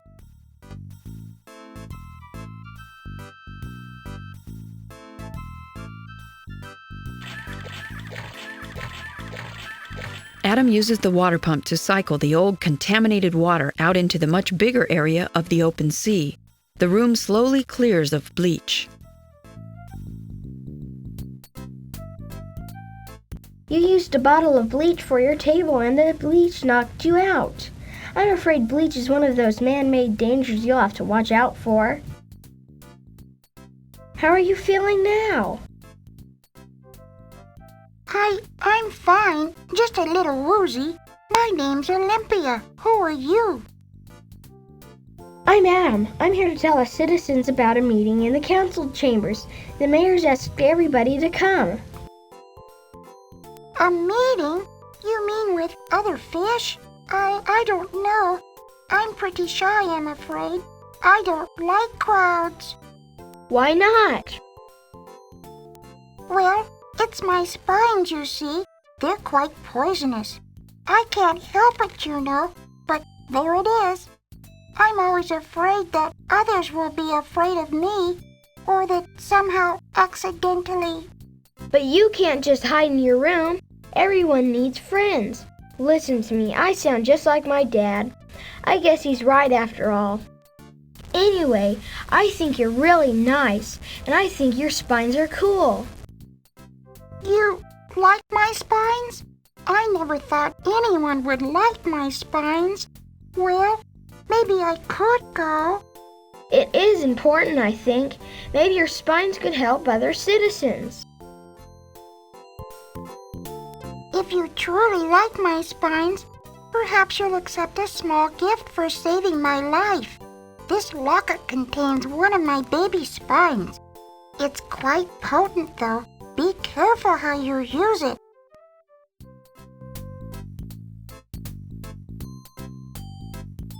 Wow! A lionfish spine. Neat. Thanks, Olympia. Goodbye, Adam. May you be free from stings as long as you live.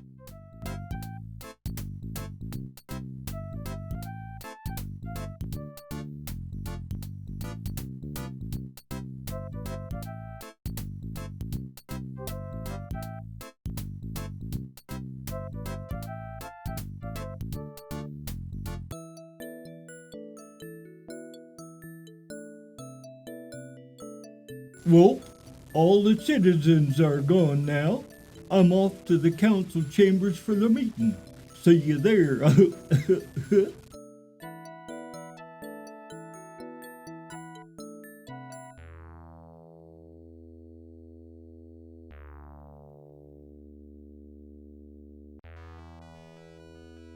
Oh, Adam, you did it! Because of you, we Allurians are ready to help ourselves. The new cleanup committee will keep the dangerous garbage from building up around the city, and the Flesh Eater Watch will sound the alarms whenever that horrible monster gets close. And thanks to your little lesson, we know a lot more about the dangers of human garbage and how to avoid them. I wish I could do more. I wish I could stop all this stuff from bothering you at all. Well, when you return to your world, just remember that feeling, and maybe you can help things get better someday. For now, why don't you take this gold mask as a sign of our gratitude? I don't need it anymore. The citizens seem to actually listen to me as little old superfluous. The great senator is gone for good.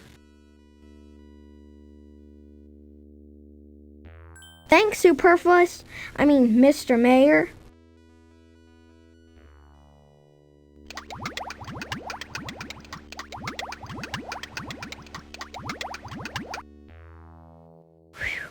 Illyria is safe for the moment. What do you mean? Well, the cleanup crews can't stop that horrid green ooze in the water, and Flesh Eater will keep haunting us. And then there's our food supply. I think we still have to find Cetus, Adam. Now that the city is okay for a while, I think it's time to go search for him. How do we start? Remember, the Oracle wanted to see you again?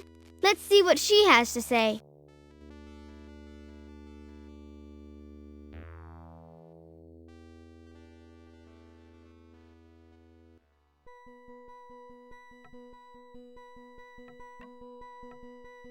An odd carving of 3 large eyes dominates the center of the back wall of the temple.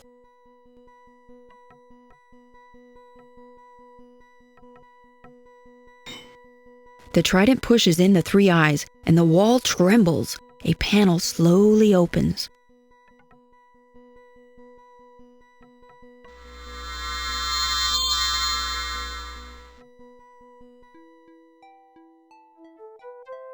The citizens must give their trust to you alone. Win them you must. This sign of trust bring back to me, and you shall have the prophecy.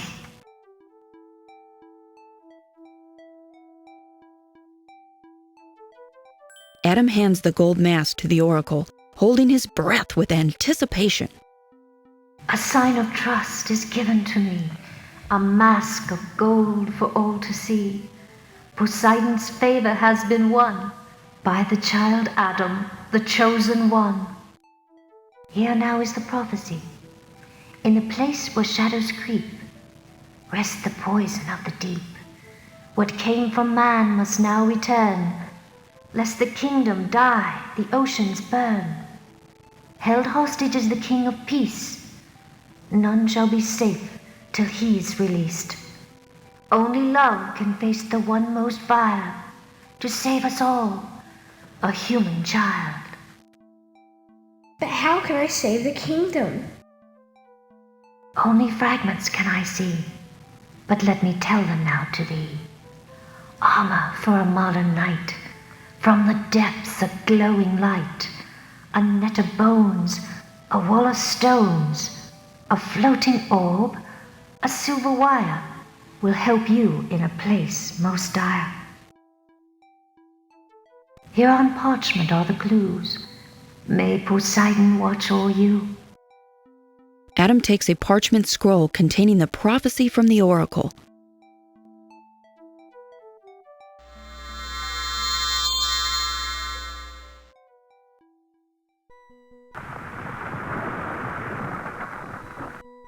Wow, a prophecy. And to think I didn't know if I should bring you, Adam. Let's get started on our quest outside the city.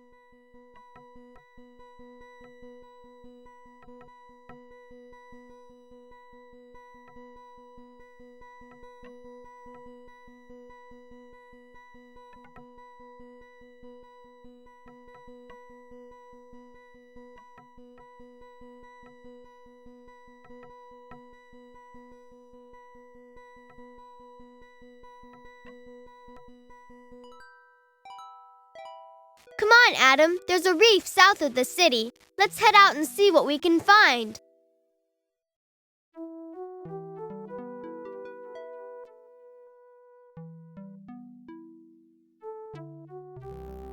This is it, Adam.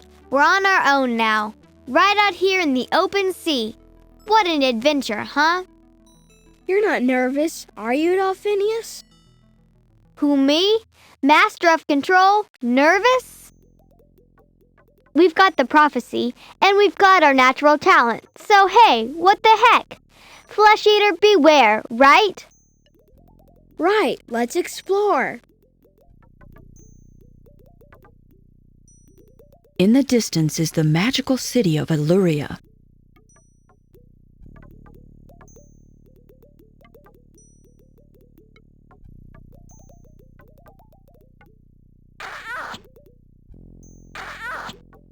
Can you stand it? These little fish just love mirrors. They think there's another fish in there. I'm glad I'm one of the higher mammals.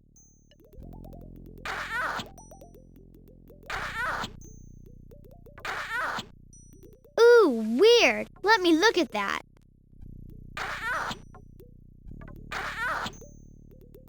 Blow me away. It's a flashlight fish. He's one of those nocturnal types, so I don't know what he's doing there. Nocturnal? Yeah, comes out at night, lives down deep during the day. I wonder why he didn't go home. Something must have happened. Someone beheaded the colossus that guarded the harbor a long time ago. Here it lies and could tell many a tale if such statues could talk. It seems to have something stuck in its ear. A discarded doll rests on the sand here. Icky. Is that what I think it is? No, don't worry. It's just a statue. Actually what we call lawn art.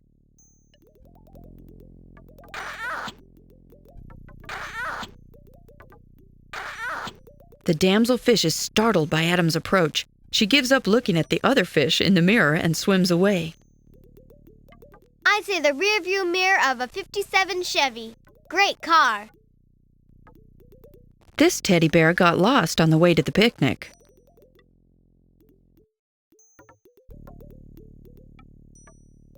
Adam picks up the old rearview mirror and puts it away. Hey! The sodden doll goes into the garbage bag. Squawk! Well, the flamingo would say that if it could. Adam puts the plastic flamingo in the garbage bag. Adam puts the teddy bear into the garbage bag. Polka dot shorts are no longer in fashion, it seems.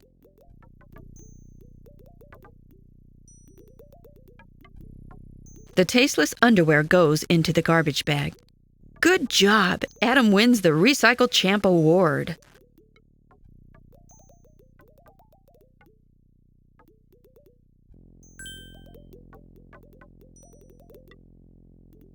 Adam is carrying a mirror. In the mirror, he sees himself.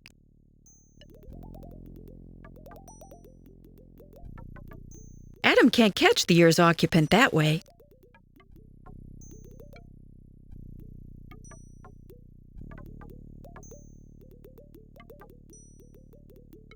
The flashlight fish swims right up to the jar. However, the lid keeps it from going any further.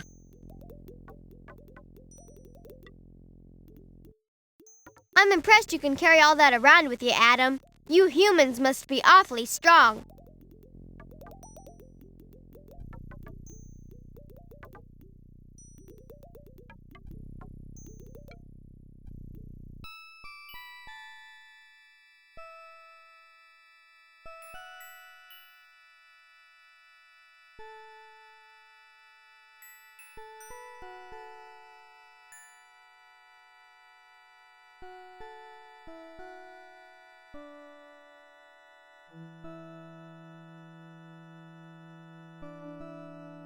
A large shape is huddled in the lair, but Adam can't see it clearly. A coiled piece of wire can be seen at the mouth of the dark opening. On looking closer, Adam sees that it's really part of a long cable.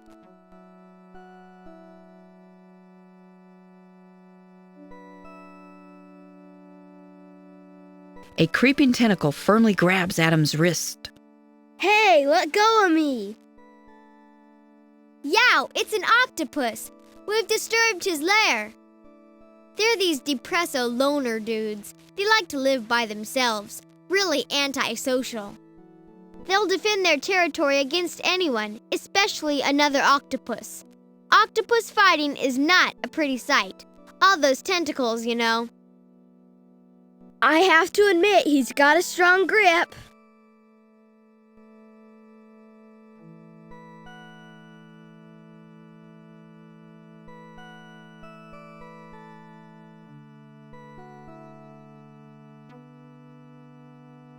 What did I tell you? Octopi are really hung up. I doubt he'll touch it while you're watching. Better hide.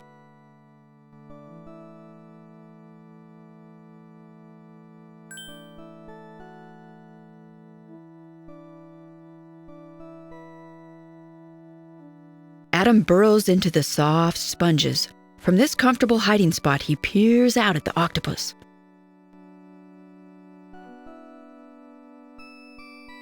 The octopus thinks he's alone now. He sneaks a tentacle out and grabs hold of the jar.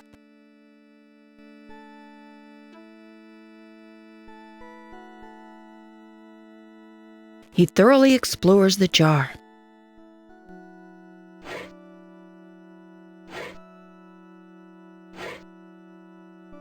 Look at that! He untwisted the lid. Kind of the can opener of the sea.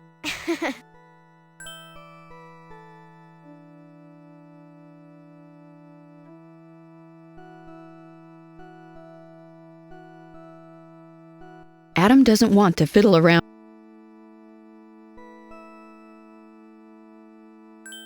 Adam picks up the open jar but keeps one eye on the octopus.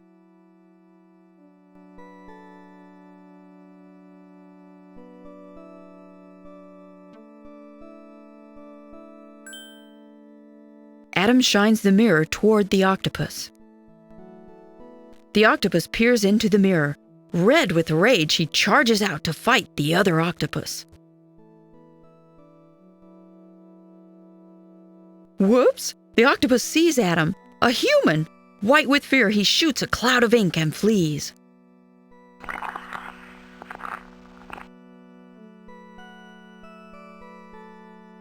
Phew, just like skunks. Actually, like octopi. That ink's supposed to be like a fake octopus to throw you off the track.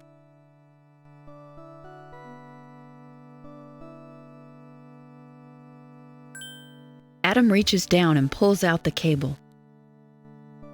A gleaming wire. I'm beginning to get an idea about what the oracle meant. Adam, I think I hear someone calling. It seems to be coming from somewhere above us.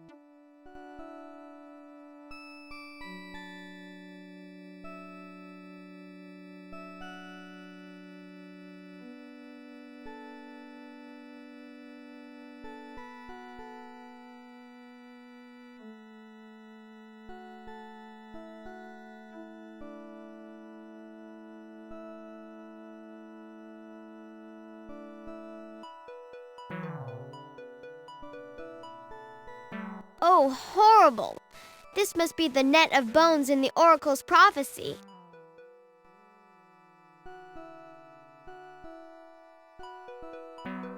Look, Del. That little lobster over there is still moving. Why, that's Persephone, Demeter's daughter. So that's what happened to her. Do you think you could get her out, Adam? I already know my flippers are useless against that drift net.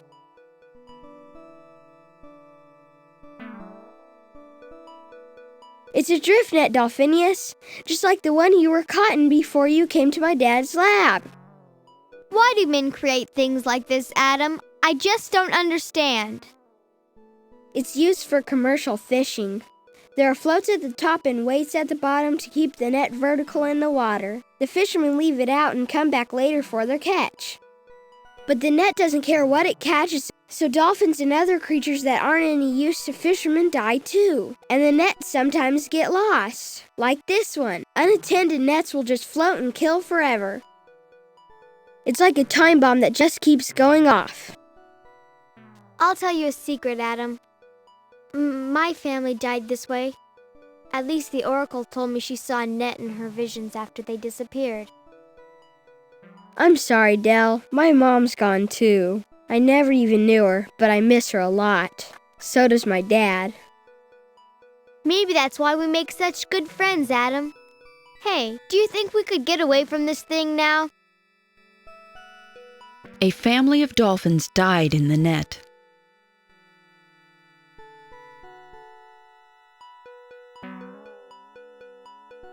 Don't worry, I'll get you out. Easy now, don't pinch me.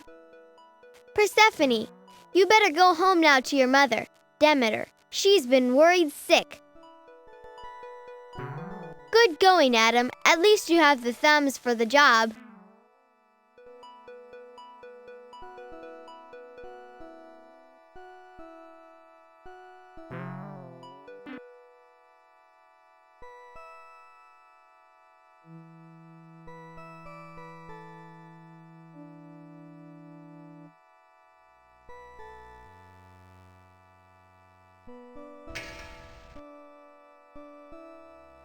Oh dear, some fish fell for a line, so to speak. You might say it was lured into difficulties. Why not just say it's a fishing lure? What, and miss the chance for a witty reply? Adam picks up the brightly colored fishing lure.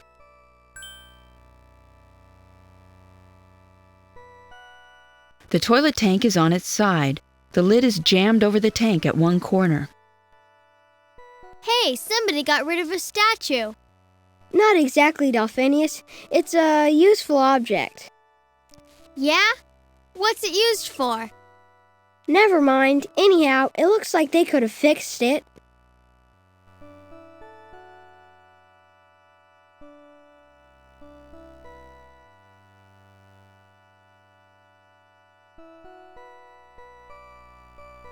Adam places the trident under one corner of the tank lid and yanks. The lid pops off and falls to the sand.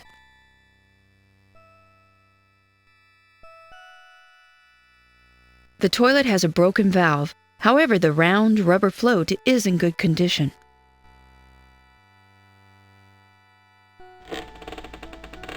Adam pulls the toilet float from inside the tank. What's this round thing? Oh, I know. It's called a float. round. Let's see, what does that remind me of? It's the prophecy again, a floating orb. Not what I expected at all. Even the oracle has a sense of humor, I suppose.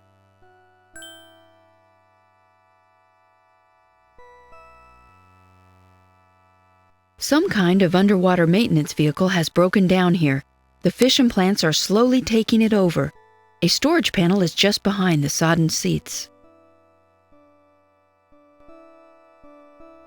Some company or other was drilling for oil down here. They went out of business but really trashed the place first.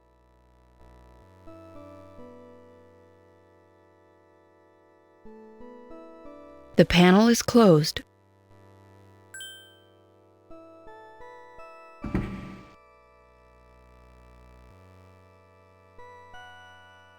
There's just no privacy on this reef. We're going back to the city. Gross me out. It's a mess in there. An old hammer covers another tool. An old hammer. Adam picks up the hammer, but it crumbles into rust. It's some kind of steel saw. Adam picks up the steel saw.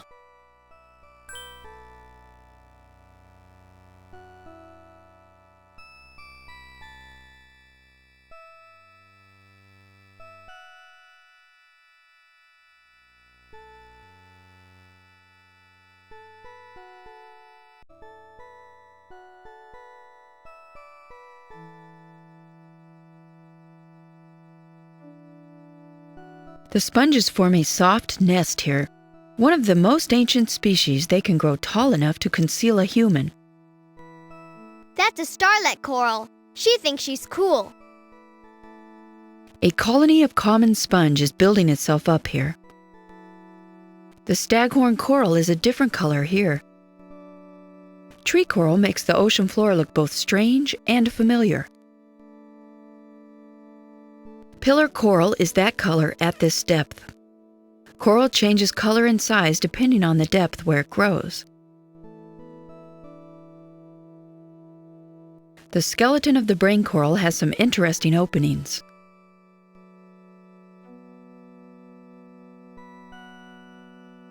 Lettuce coral does resemble its vegetable counterpart. However, it's an animal.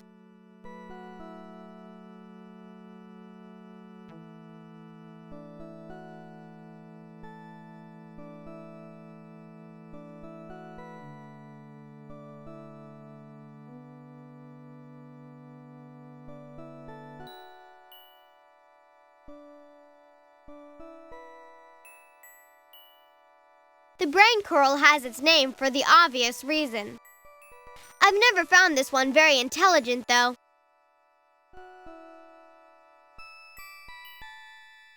The crown-of-thorns starfish chews up the coral. If their population gets too big, they can do in a whole reef.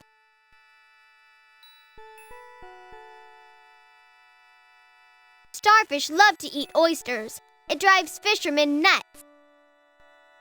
That's just a sea urchin skeleton, Adam.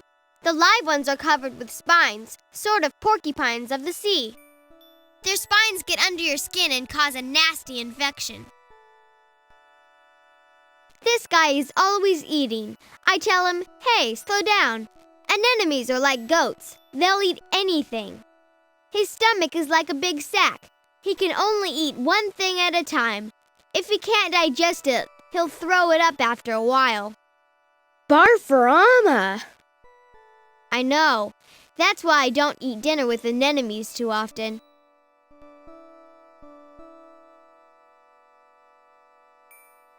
Guess why they call this a tube sponge?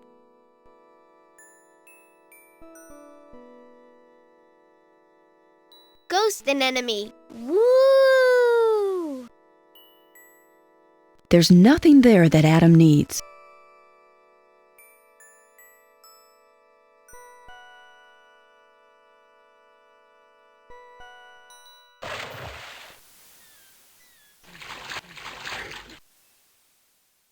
A pirate crew left its treasure in this secret spot. They installed a security system before they left. A pirate ghost. The pirate loot was stored in this chest. Maybe the pirates lost their claim ticket or something. The pirate ghost has the job of guarding the treasure. The pirate chief made sure he wouldn't quit. Adam has found a small air pocket in the cliff walls that line the coast. Dreaming of pirate treasure, Adam opens the chest. A tiny blue crab has been napping in the chest. He scuttles away to find new shelter. I guess he was napping. Not a good place for it.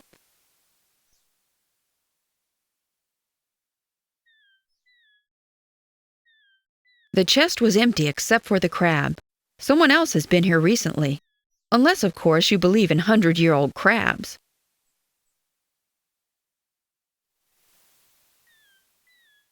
No doubt this is a skeleton key. No doubt. The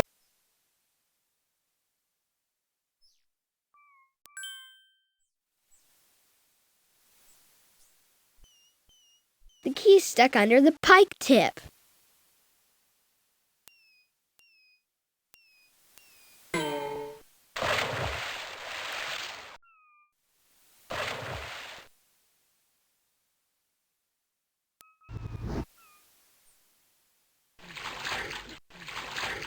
I think I felt it give a little.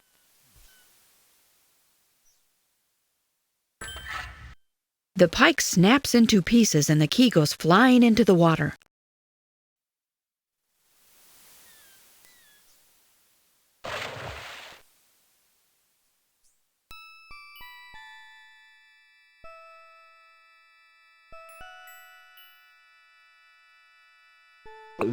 Out of nowhere, a lurking fish darts forward. Hey, you give that back! He swallowed it! He swallowed it! I can't believe it! After him, Adam! What a pig!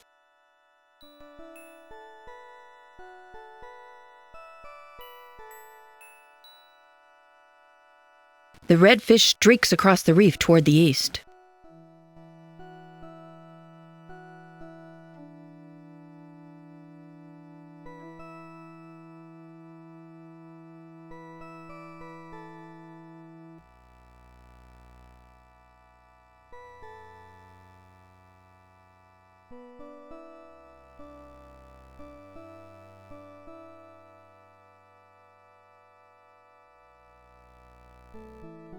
Adam generally prefers to talk to those who can talk back.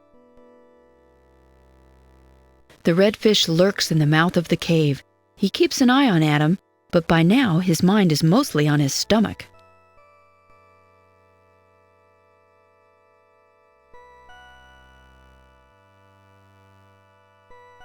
Psych! The red fish takes off again.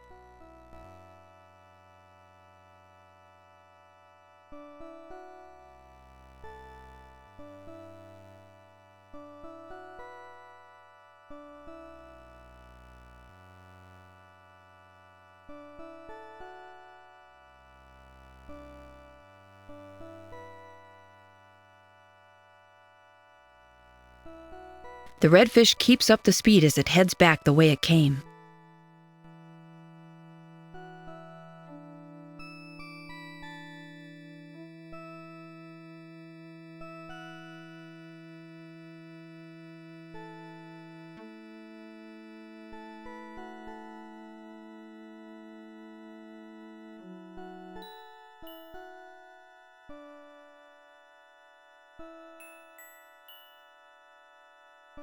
Rats! We lost him.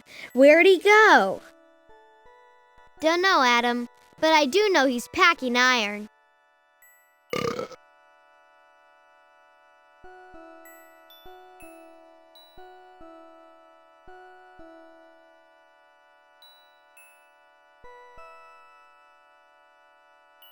The anemone heaves with discomfort.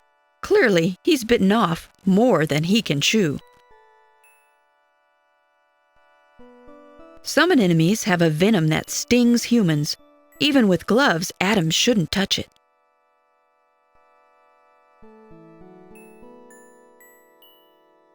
The brightly colored fishing lure has lost its hook and is now harmless. It still looks like dinner to fish, though.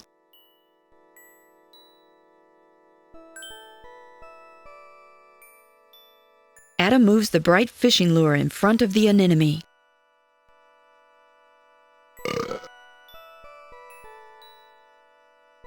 I guess that'll show him to get grabby.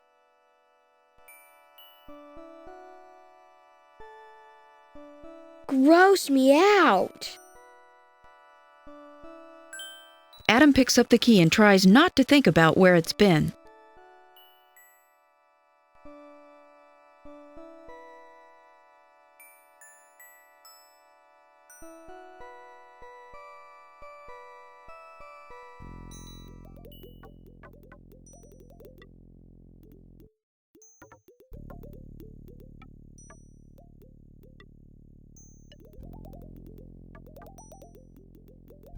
Adam senses some movement inside the ear. The flashlight fish darts into the jar and settles in the bottom. Wow, look at that glowing light, just like the oracle said. Adam carefully places the glowing jar in his backpack.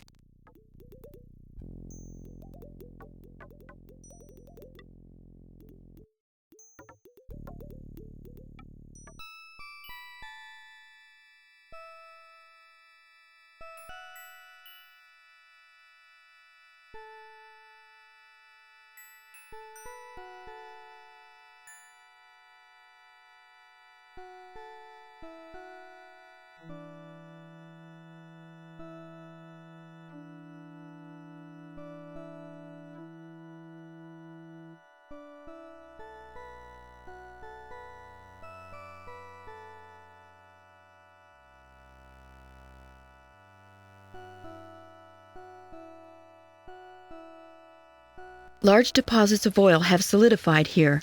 As the oil from the spill sank, the current carried it here. The plants show the effects of the polluted water.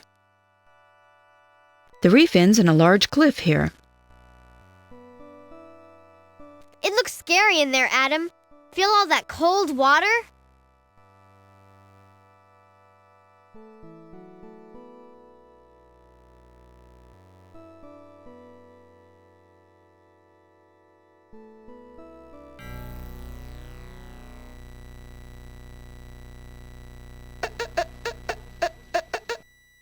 Adam can't see anything clearly. Adam, I can't see where I'm going. Let's get out of here before we get hurt.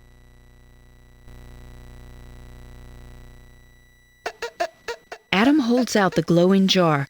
The flashlight fish senses the friendly dark of the cave. Gathering courage, it swims out of the jar and settles down between two rocks. What a relief! Now I can see where I'm going.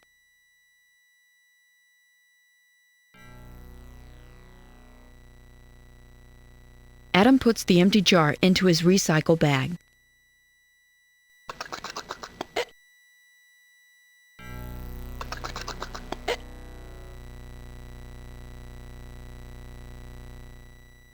The flashlight fish's steady glow reveals an opening clogged with brownish rocks.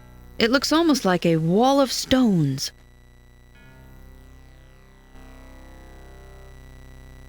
The Dead Sea fan looks like a ghostly spider web.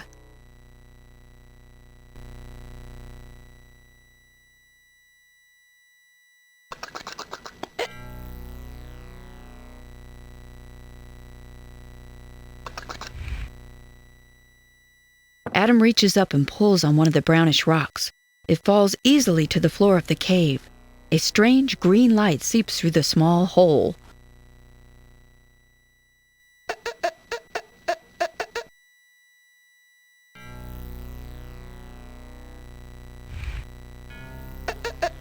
Another rock pulls out easily. It must not have been there very long.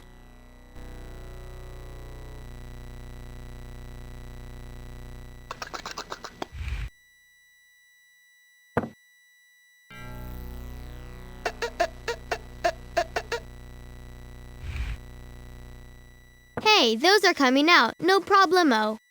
Yeah, it feels more to me like somebody put these here.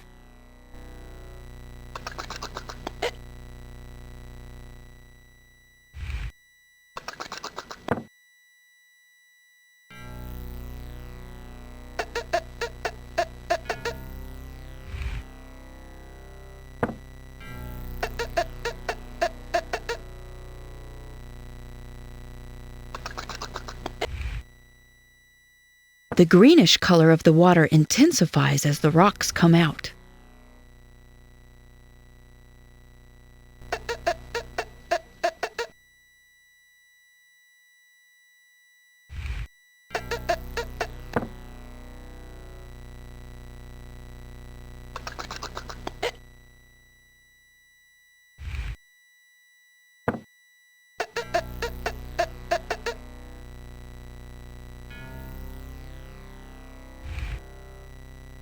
I think something's happening to the water, Adam. I'm getting dizzy. My sonar feels a little off or something. Should I stop? No, we've got to find out what's on the other side.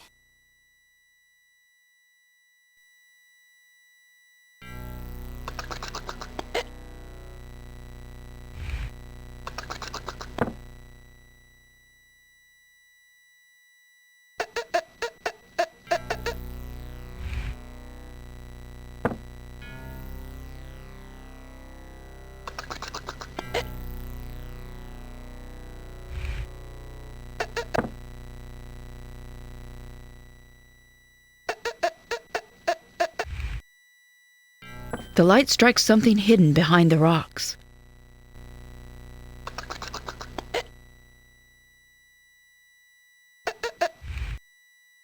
The light strikes something hidden behind the rocks.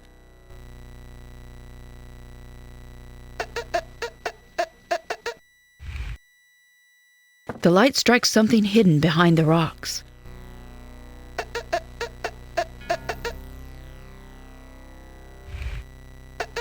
The light strikes.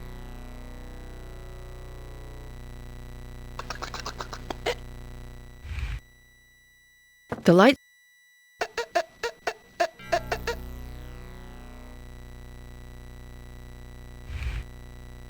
The light strikes something hidden behind.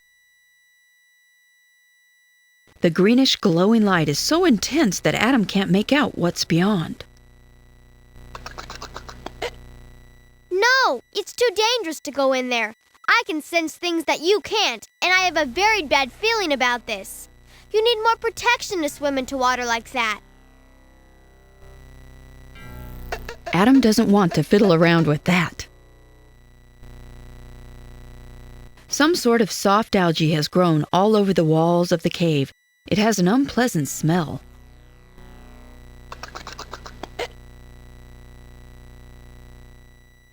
A metal box has been concealed in the pile of rocks.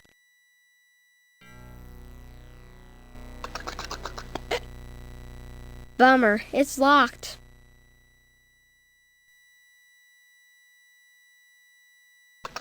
The key turns halfway in the lock and then stops. It seems that salt water has rusted the mechanism.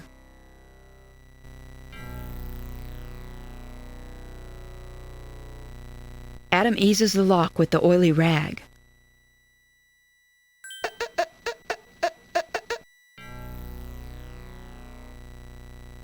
The key turns smoothly in the oiled lock. The box pops open to reveal a suit of protective clothing.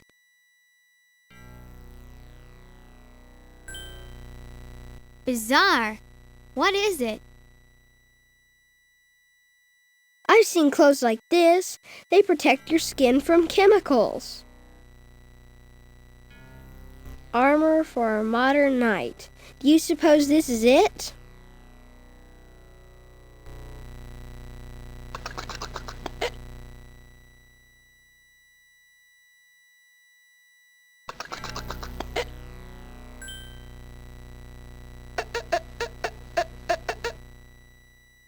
Adam feels an immediate relief.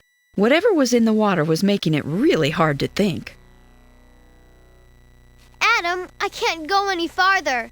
Whatever is in this water is really affecting me. I'll wait right here as long as I can take it. Adam signals okay to Delphinius.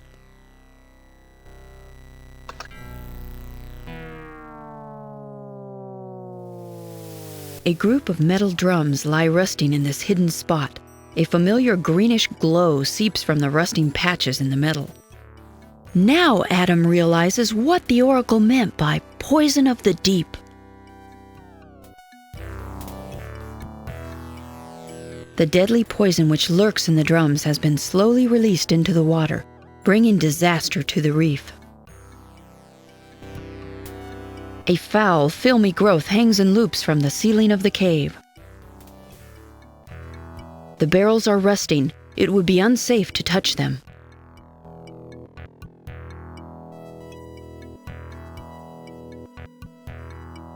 Adam's carrying a transmitter from Dad's lab. This transmitter is the kind Dad uses with a buoy and cable to mark underwater hazards for cleanup by a salvage team. The arrow lets you pick an item to use on the main screen. Adam fixes the sonar transmitter to the float.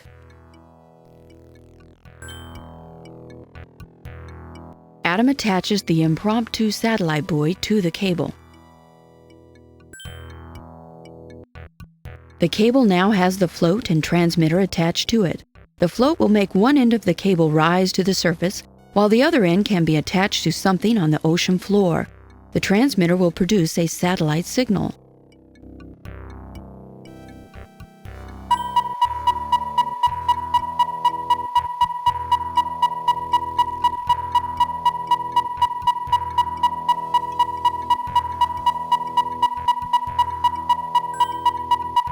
Adam turns on the transmitter and attaches his improvised satellite buoy to the barrel. The float rises toward the surface. The transmitter is emitting a constant, powerful signal.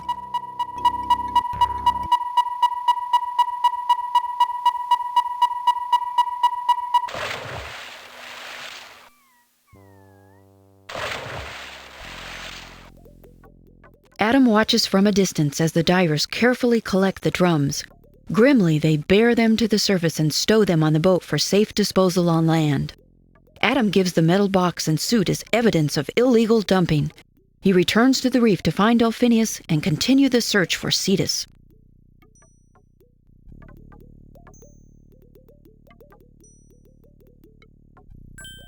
Adam, you did it! The poison is gone. The first part of the prophecy is fulfilled. They've taken it away, that's true, but I'm afraid it will be a long time before anything can survive here. We also have to worry about catching the people who did this. It looks to me like they've been using this spot for a while. But that's something I'll have to leave up to my dad. And we still haven't found Cetus. The way north is now clear. The shadowed opening looks dark and forbidding. The reef seems strangely empty now that the barrels are gone. It is utterly silent.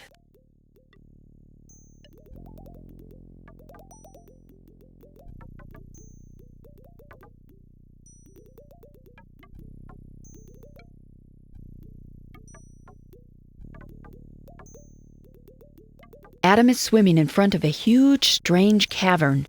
In the distance, an undersea mountain rises to a peak. A black cave mouth scarves the mountain. A nearby sunken boat juts from a coral cave. The harpoon gun is a reminder of the dreadful practice of whale hunting. This one has been triggered. The cable from the harpoon is still attached to the gun. The ship's cabin door is jammed shut. A cable from the harpoon gun is caught in a corner of the cabin door. A modern harpooning vessel has rammed into the reef shelf. Only the prow is visible.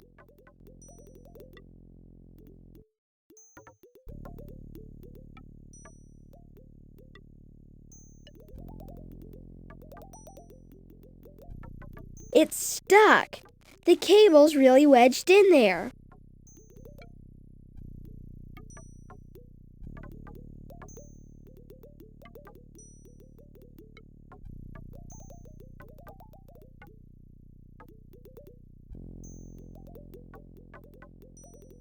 Adam, I don't like the looks of it here.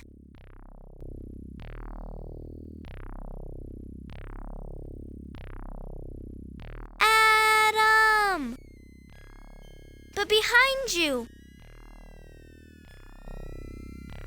Flesh Eater, run!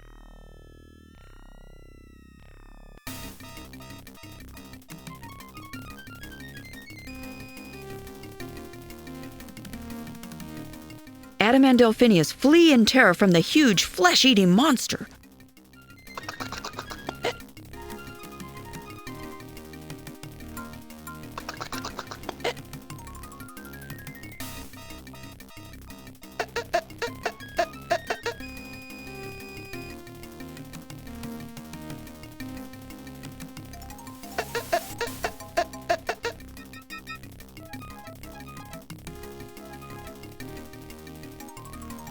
With a feeling of utter helplessness, Adam prepares to feel the sharp bite of Flesh Eater's jaws.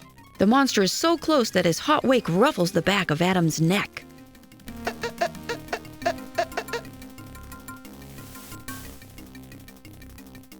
In their panicked terror of the danger behind them, Adam and Delphinius fail to notice the danger in front of them. They both plow head first into the drift net. The nylon mesh wraps its arms around them. The two are trapped. Delphinius, we're trapped.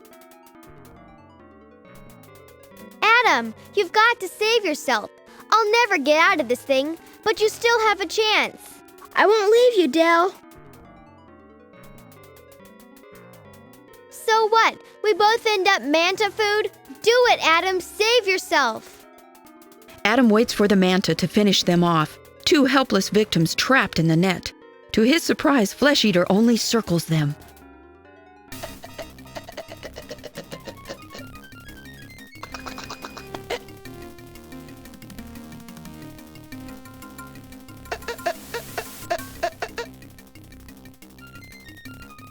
The horrid monster Flesh Eater only circles them as though gloating over his treasures.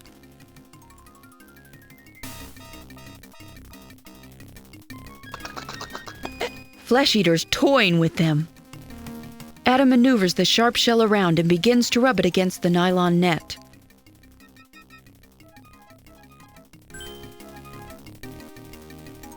The shell saws through the nylon, loosening the net's grasp on Adam. He's free!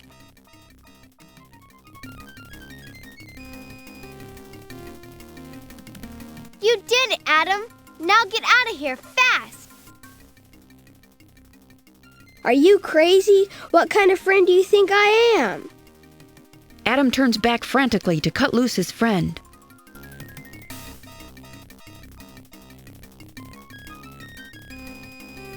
But before he can free Delphinius, Flesh Eater swoops in. Enraged to see one of his victims escape and determined not to lose the other, he seizes the net with poor Delphinius still in it, and knocks Adam aside with one flick of his huge wing.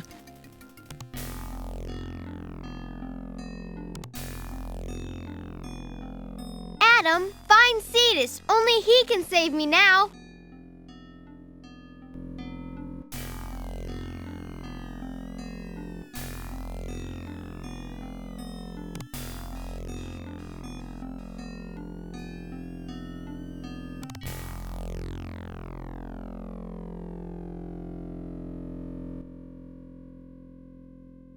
Adam finds himself suddenly alone. The drift net with its precious cargo and the monster are gone. What on earth, Adam thinks, can he do now? And will he ever see Delphinius again?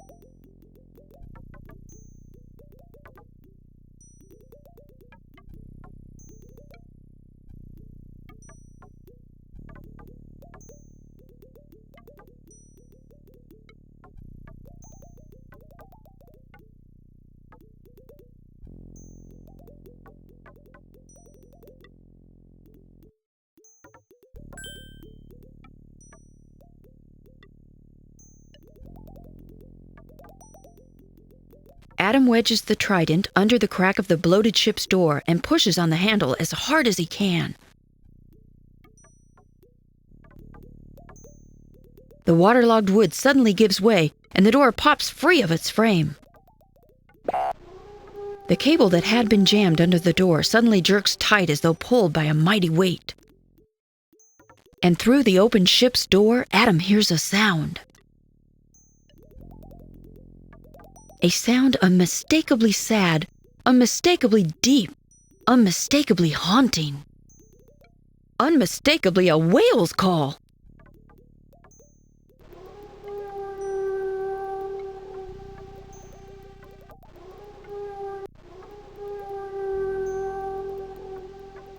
The whale call is louder here. It's echoing down from somewhere above the ship. From the looks of the equipment on board, this small vessel was once a whaling ship. Whatever sunk this ship must have put up a whale of a fight for the ship to have become so wedged into the coral cave. The ship is wedged in a staghorn coral cave. Whatever sunk this ship, it must have put up a heck of a fight.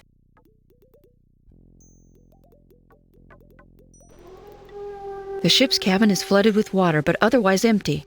Whoever once manned the whaling vessel either escaped the crash or sank elsewhere.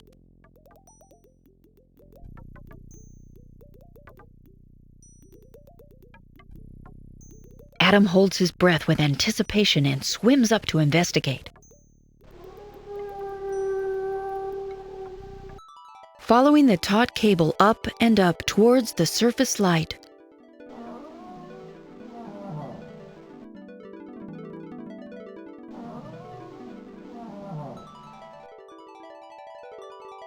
up and up, not looking where he's going. Until suddenly... Whoa!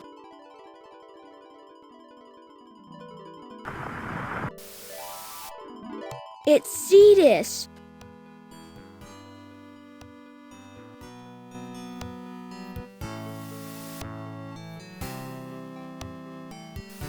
The mighty Cetus floats helplessly near the ocean's surface. He is terribly still. With a mixture of joy and fear, Adam approaches the mighty whale. Your Majesty, you're hurt. No wonder you've been missing. You're trapped here by that harpoon. Yes, child. And you are the one foretold. I fear you may be too late. But what happened? How did you get harpooned?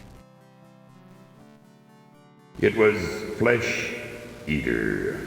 I heard him cry out and went to help. He tricked me into the whaler's path. Can't you get free? You can't just die. Illyria needs you.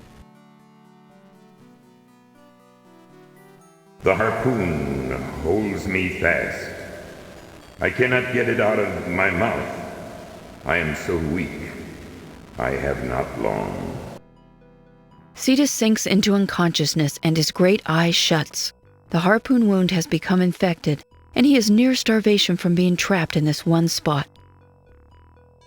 Cetus is getting weaker by the moment.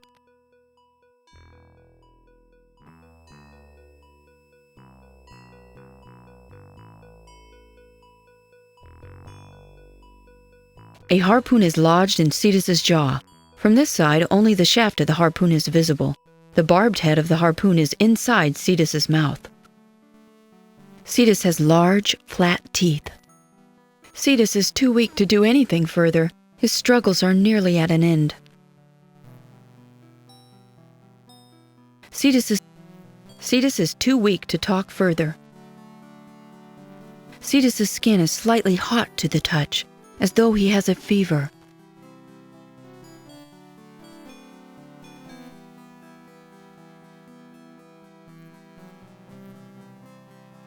From here, Adam can see that unconscious Cetus's jaw has grown slack. His mouth opens and closes in a regular rhythm.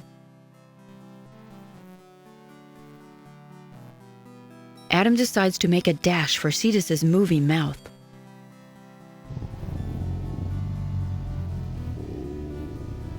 The whale's mouth is like a large cavern covered with barnacles.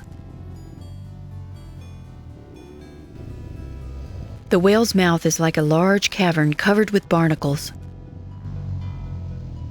The infection can't be halted until its source is removed. The infection can't be halted until its source is removed.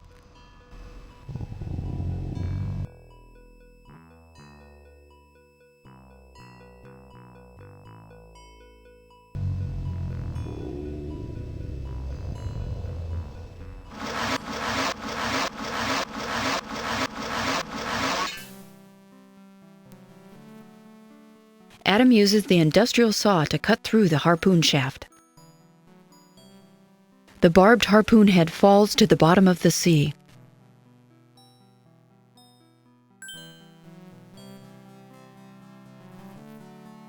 Adam can't pull the harpoon out from inside the mouth. The cable is still attached to the boat below. The shaft of the harpoon, now headless, is still lodged in the wound. The whale's mouth is like a large cavern covered with barnacles.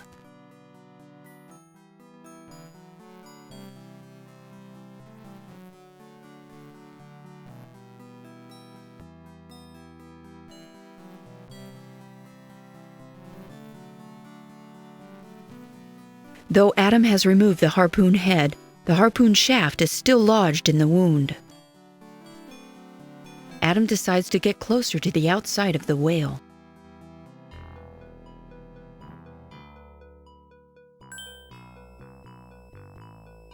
Adam carefully works the shaft backwards through the wound.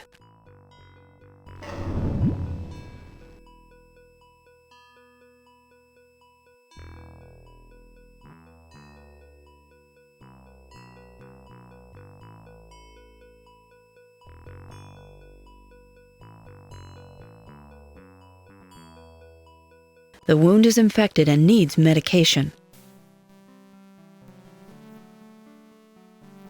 Though the harpoon has been removed, it has left a nasty wound.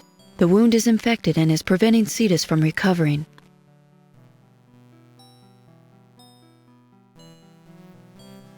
Adam is carrying the healing potion that Demeter, the guardian of the greens, gave him. According to Demeter, this is the last dose of a miraculous potion that was made of now extinct sea plants.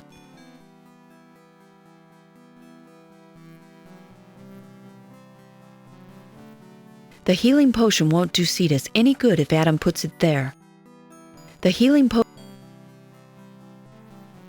Adam uses Demeter's precious store of medicine on the wound.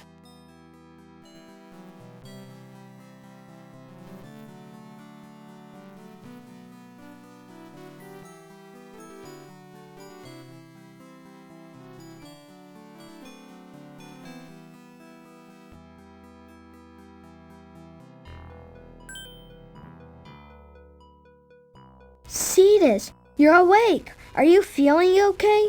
Are you gonna make it? Be calm, child. I am much better. I feel the wound already healing. You have saved me. Now that you're better, we have to save Dolphinius. Flesh Eater took him and he's in terrible danger. Flesh Eater. It is time to end the killing. I will call him forth. You must go rescue the dolphin. Meanwhile, Delphinius is reliving the nightmare of being trapped in a drift net, unable to reach the surface for air, unable to free himself. This time, however, Flesh Eater is there to add to his terror as he circles the dolphin, waiting for his victim's struggles to cease.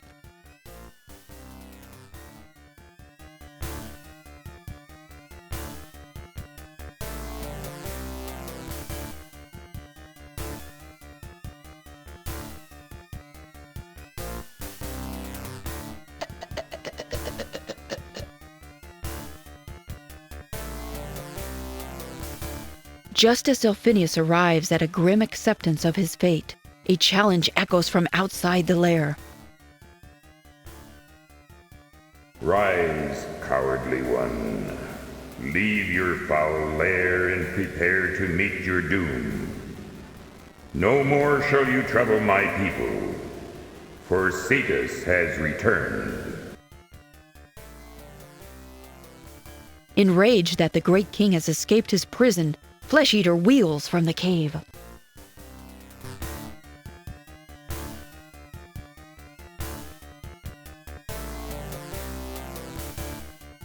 Go into the lair. Save the dolphin while you can, little one, before it's too late.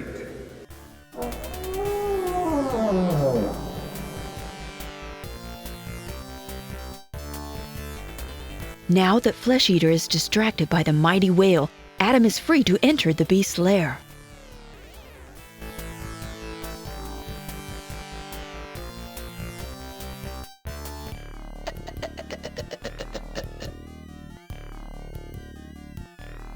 Flesh Eater's lair is a cold, dark cave at the peak of an underwater mountain. The current flows from the toxic waste dump directly to this spot. Flesh Eater has concealed himself here to feed on the foul water.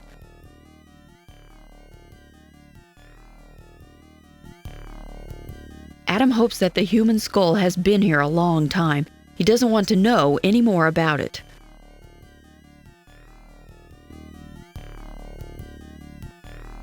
Perhaps this cave holds the secret to what happened to the pirate crew. However, Adam doesn't have time to consider the matter. Adam hopes that the human skull has been here a long time. He doesn't want to know any more about it.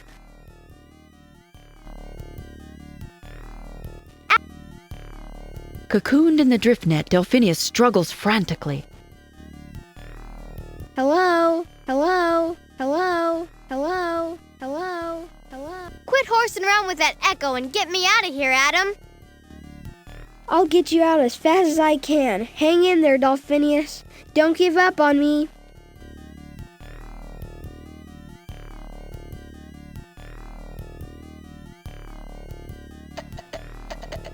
Oh man, I'm glad you showed up. I'm about ready to suffocate.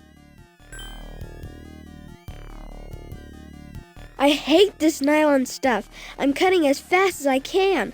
Hold on, Dolphinius, just another second. I promise. I'm out of here to grab some air, dude. Can't stop to chat. I'll see you outside.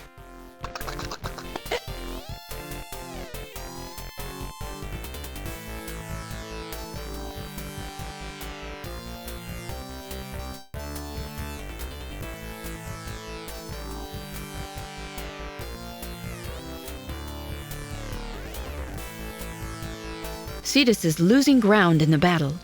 Flesh Eater shrewdly concentrates his attacks on the whale's harpoon wound, and Cetus in return seems unable to land a solid blow against his quick-moving opponent. Despite his bravery, Cetus clearly could use some help. Adam's carrying one of Olympia's lionfish spines. The spines contain a powerful poison that will kill smaller fish but probably only stun large sea creatures. Adam arms himself with the tiny lionfish spine and with all the courage he can muster and heads towards the black monster.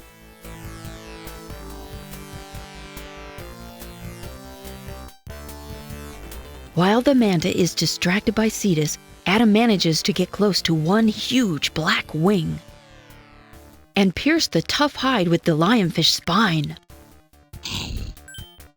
There's a moment of terror in which Adam is sure the poison will not be enough to even slow down the huge beast.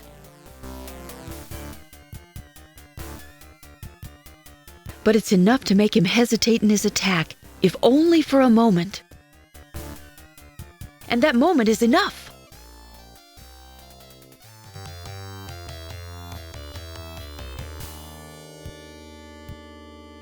Cetus, it's really you. And you killed Flesh Eater. Unbelievable. I'm glad to see you safe, my gray friend. But the manta is not dead, only stunned. There will be time for all that later. Right now, there's a city I'm longing to see, and a hero to be thanked. But where were you, and how did Adam find you, and why did you disappear for so long, and how?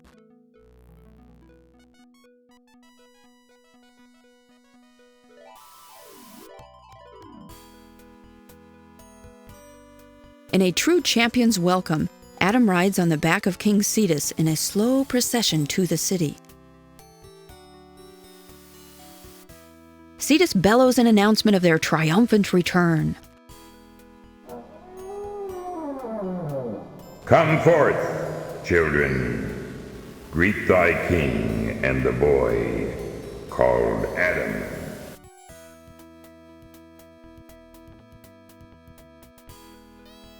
Adam slips off the back of the mighty whale and swims to join the happy Illyrians.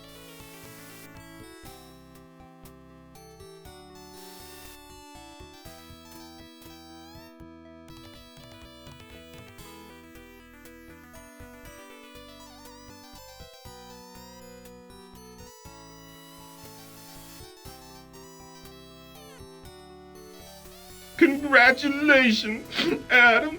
Oh, I'm so moved. Boo-hoo. Bravo! I knew a strapping lad like you could do it. Like, unbelievably radical, Adam did. Major way to go. You have proven yourself one with the Greens, Adam. Good show, old boy. Quite spectacular indeed. You're a real hero now, Adam. It is well that you did the job, Adam, since I did not have the time. You did almost as well as I would have, mon ami. You were very, very brave, Adam. Child of man, to you we owe our lives.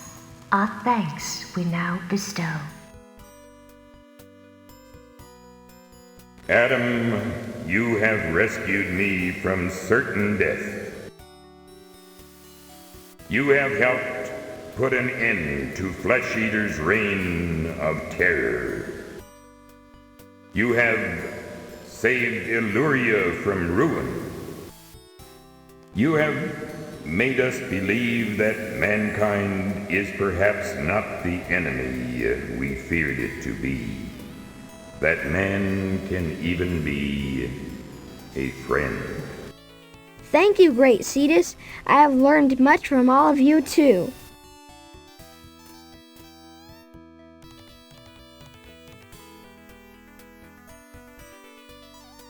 Take this conch if you ever need a friend in the sea. Blow the conch and help will come.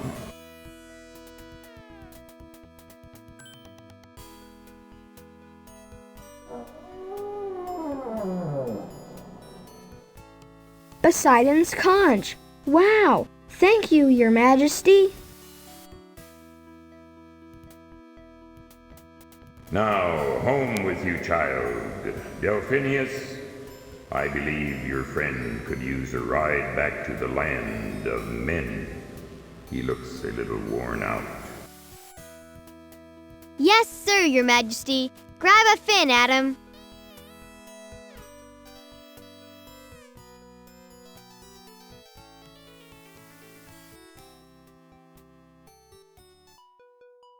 Adam bids farewell to Illyria and King Cetus, and grabbing on to Delphinius's dorsal fin, hangs on tight for the long ride home.